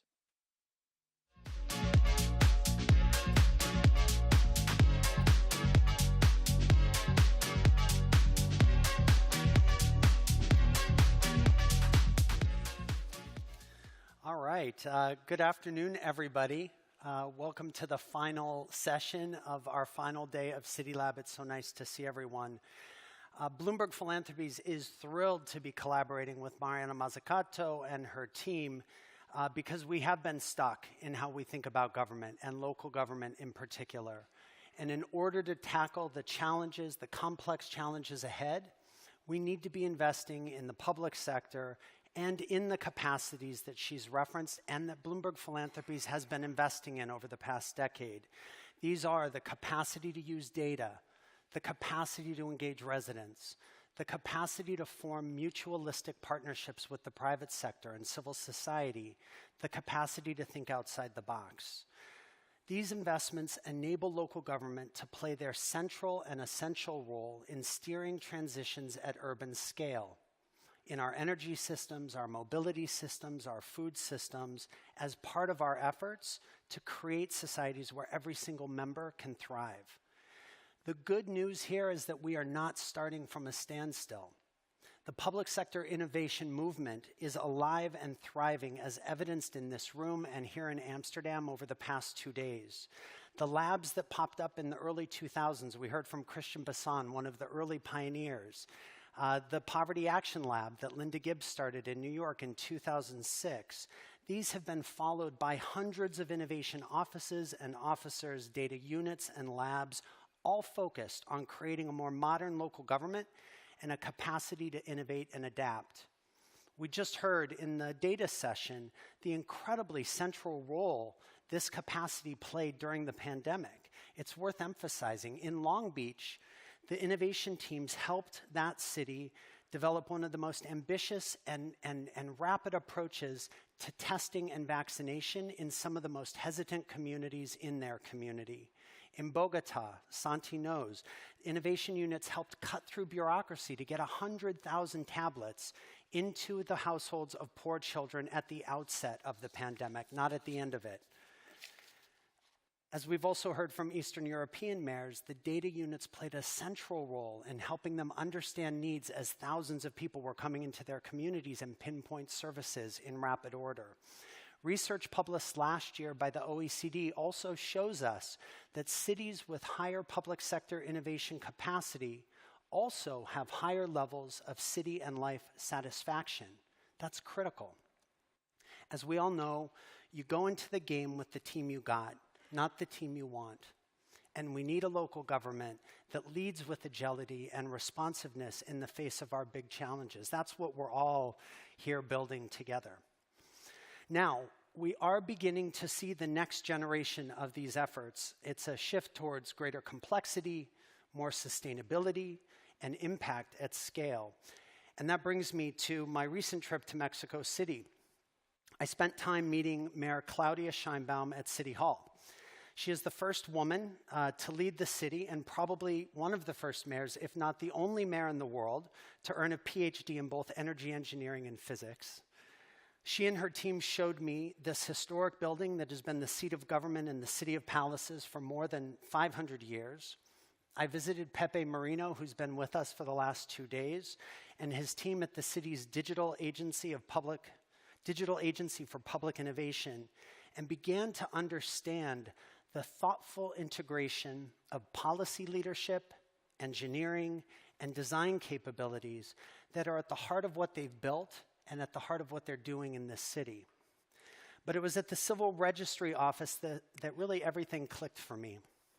This place is the central repository for vital records, home to the birth certificates, the marriage licenses, the divorce decrees for nearly 10 million people. These are the documents that are essential to the transactions of social, political, and business life. But for so many of the poorest residents of this city, accessing these documents meant skipping a day of work, spending long hours in lines, or paying bribes, requirements that are untenable and unreasonable in any city that values democracy and access. Now in Mayor Sheinbaum's CDMX, this office is becoming open and accessible, enabled by digital and connected to the poorest residents across the community through their phones. It's a radical, inclusive, ambitious approach for making public services real in the lives of every single resident in a city that needs it. And this is why I'm so pleased to be joined today by Mayor Sheinbaum to talk about her vision and her approach. I'm going to go over to the chair so I can snuggle up to her on the screen. Buenos dias, Mayor Sheinbaum. I know it's early. It's early there. Welcome to CityLab. Thank you very much for the invitation, and welcome to Mexico City. Bye. It's great to see you again. Oftentimes at conferences like these, or when you talk with city leaders, you hear them talk about a smart cities agenda, a technology agenda. They talk a lot about the solution. I really noticed when you and I met that is not at all where you start these conversations. Tell us why this agenda has been important to you and what it's grounded in. Yes, thank you very much. Well, since we entered to the government, we say that the city's motto for our government is that we are a city of rights and innovation. Rights mean for us the right for education for everybody, to public health, better environment, access to internet, and a better relation between citizens and government. So we believe that through digital innovation, we can make sure that everyone in Mexico City has access to the rights that they deserve. So digital services must be put to the service, especially to the poorest of the city. It's not just an interest to have a better digitalization of every services that the government provide. In many places, digital innovation has been centered around making the most advantaged people for comfortable. In Mexico City, we changed this model, or at least that's what we want to change. This means using digital to give people access to the rights they have been denied historically. Digital innovation in Mexico City is a way to reduce brutal inequalities of the past. So our objective is to ensure that through connectivity and digital services, everyone in Mexico City have access to the rights they deserve, to connect to the people they love, or to get access to knowledge, or to have access to governmental services. So it's more than putting the government in the service to the people, rather than a thing that government needs to digitalize every permit that they have. Incredibly powerful and ambitious and beautiful vision. So we'll talk in a moment about the breadth and the impact that you're having. But first, you're an engineer. I know you can get into the weeds. How did you lift this ambitious effort off the ground? What were the first steps you took to facilitate this bold agenda? Well, the first thing that we did is to create the Digital Agency for Public Innovation.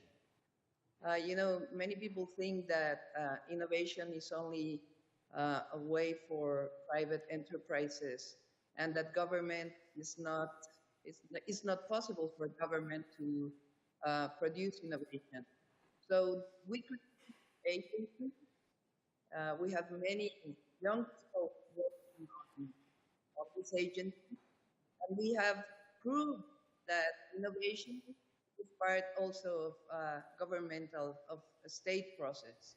So we are convinced that digitalization is a way to empower citizens, and that's why we create this agency. One of the things, just to point out to everyone in the room, as this law took effect at the time the mayor went into office, so she worked to get the law passed before she got there, but it consolidates, Mayor, I think, a number of agencies that you wanted all to be under one umbrella, reporting directly into the mayor. Why was that consolidation and that proximity to the mayor important to you? The first thing is that many regulations happen in any minister of the city. So the first thing that we did is that there was not possible to make a new regulation if you pass through the agency. So that's very important because you have in one place regulation or deregulation, depending on what you want to see. And at the same time, you have digitalization and access to every services that the government gives to the poorest people of the city. So that's the philosophy that where we create the agency. We have developed actually a factory of software with these young people. There are around 40 young people that are working in this agency. We have stopped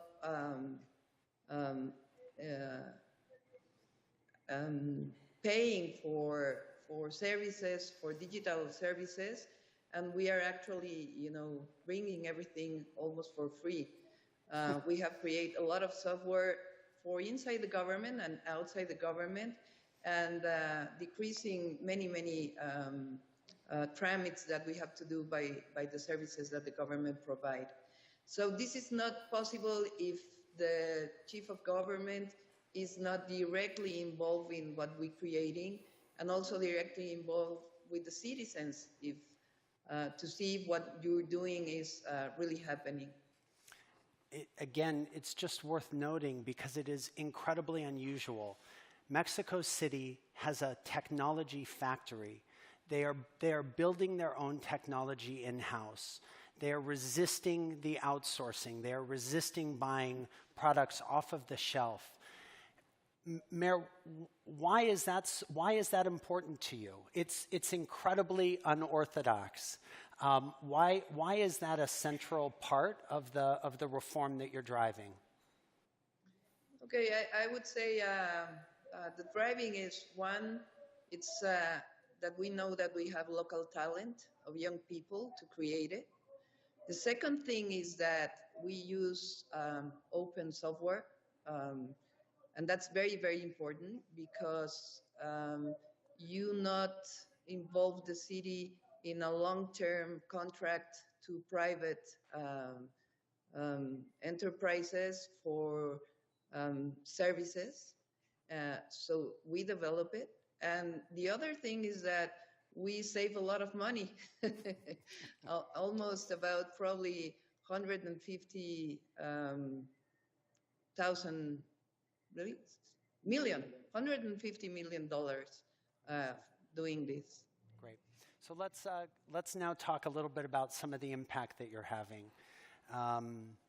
I understand. Let me give you a few of your statistics, and you can tell me if I'm off here. She started with 90 free Wi-Fi spots in 2019. By the end of this year, there will be 34,000 free Wi-Fi spots, the largest free Wi-Fi network in any city in the world. Your Llave, the single sign-on digital key, has over 65% of Mexico City adults now participating, incredible penetration. You've replaced 40 different apps with a single app to make digital complaints to get COVID results. Mayor, with results like these, where do you go next? Okay, first we have to consolidate everything that we have developed. We are now, as you said, the most connected city in the world. We are going to end this year with 33,000 free Wi-Fi points. We are connecting every public school. We are connecting 3,500 units, housing development. We have around 15,000 points around the city, and we are now to the poorest part of the city to also give connectivity as a right. Through that, we think that access to internet, it's also a right for the citizens. It is not, if you have citizens that only the one that can pay have access to internet, then what you're going to do is increase separation, increase inequalities in the city. So for us, it's very, very important that people can access to free internet. And also it's free. I mean, they want to do what they want. We think that people are all responsible for their lives. The state has not the right to go through the citizens. We just want to give them the right to do that. The second thing is that we're working on Llave, as you said. It's the key to the governmental services. So we are going to consolidate Llave. So if you have 18 years old and you are going to have your first, connect to the government, what we want is along your life, if you live in Mexico City, you don't have to give any other paper that the government already have. Maybe if you change your address or something like that, but you have your small key or your small file, your small file, save file for every citizens in Mexico City.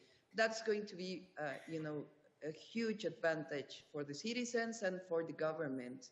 So you're going to have a digital connection, and probably you're going to end the lines. The other thing that we have digital driver licenses, digital, permit for your car, and many other digital services that put the Mexico City in another part, comparing to other cities, not only in Mexico, but in the world. Who agrees with me that a study trip to Mexico City might be in order? Thank you, Mayor. It's really brilliant.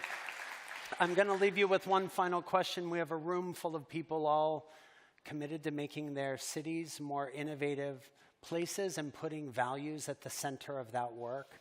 If you have a single piece of advice for cities that may not be as far along as you, what would that be? Okay, the first thing is that believe in young people, always. They have a key for the future. There's always this thing that you have to contract, private enterprises for many, many things. And that's good for some services. But believe in your young people. That's, the first thing that I could say. The second thing is that don't be afraid to do this. Once you go and believe in the people that it's doing all these things, you're going to find a way to connect to your citizens, and this is, the best way that you can do. And the other thing is be connected to your citizens, because sometimes you think that you solve many, many problems, but you have to be in contact if you really solve them, or you're thinking only from your office. Wonderful. Gracias, Mayor Scheinbaum. Thank you for joining us. Please give the mayor a warm thank you. Thank you. Great. So what a terrific last thought for us all to leave CityLab with. Believe in your people. I love that. That's it for CityLab 2022. What an incredible few days it's been. On behalf of Bloomberg Philanthropies, another thanks to the City of Amsterdam and to our incredible partners, Kitty, Dan, and the awesome partners at the Aspen Institute. We're so grateful for the partnership. Thank you.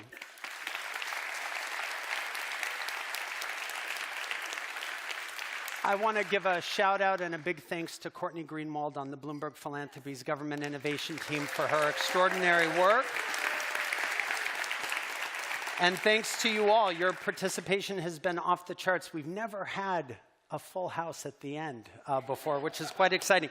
We're going to be coming to you very soon with news on our next destination for CityLab 2023. We will certainly be taking you to another one of the world's most innovative cities and look forward to reconnecting then. Thank you very much.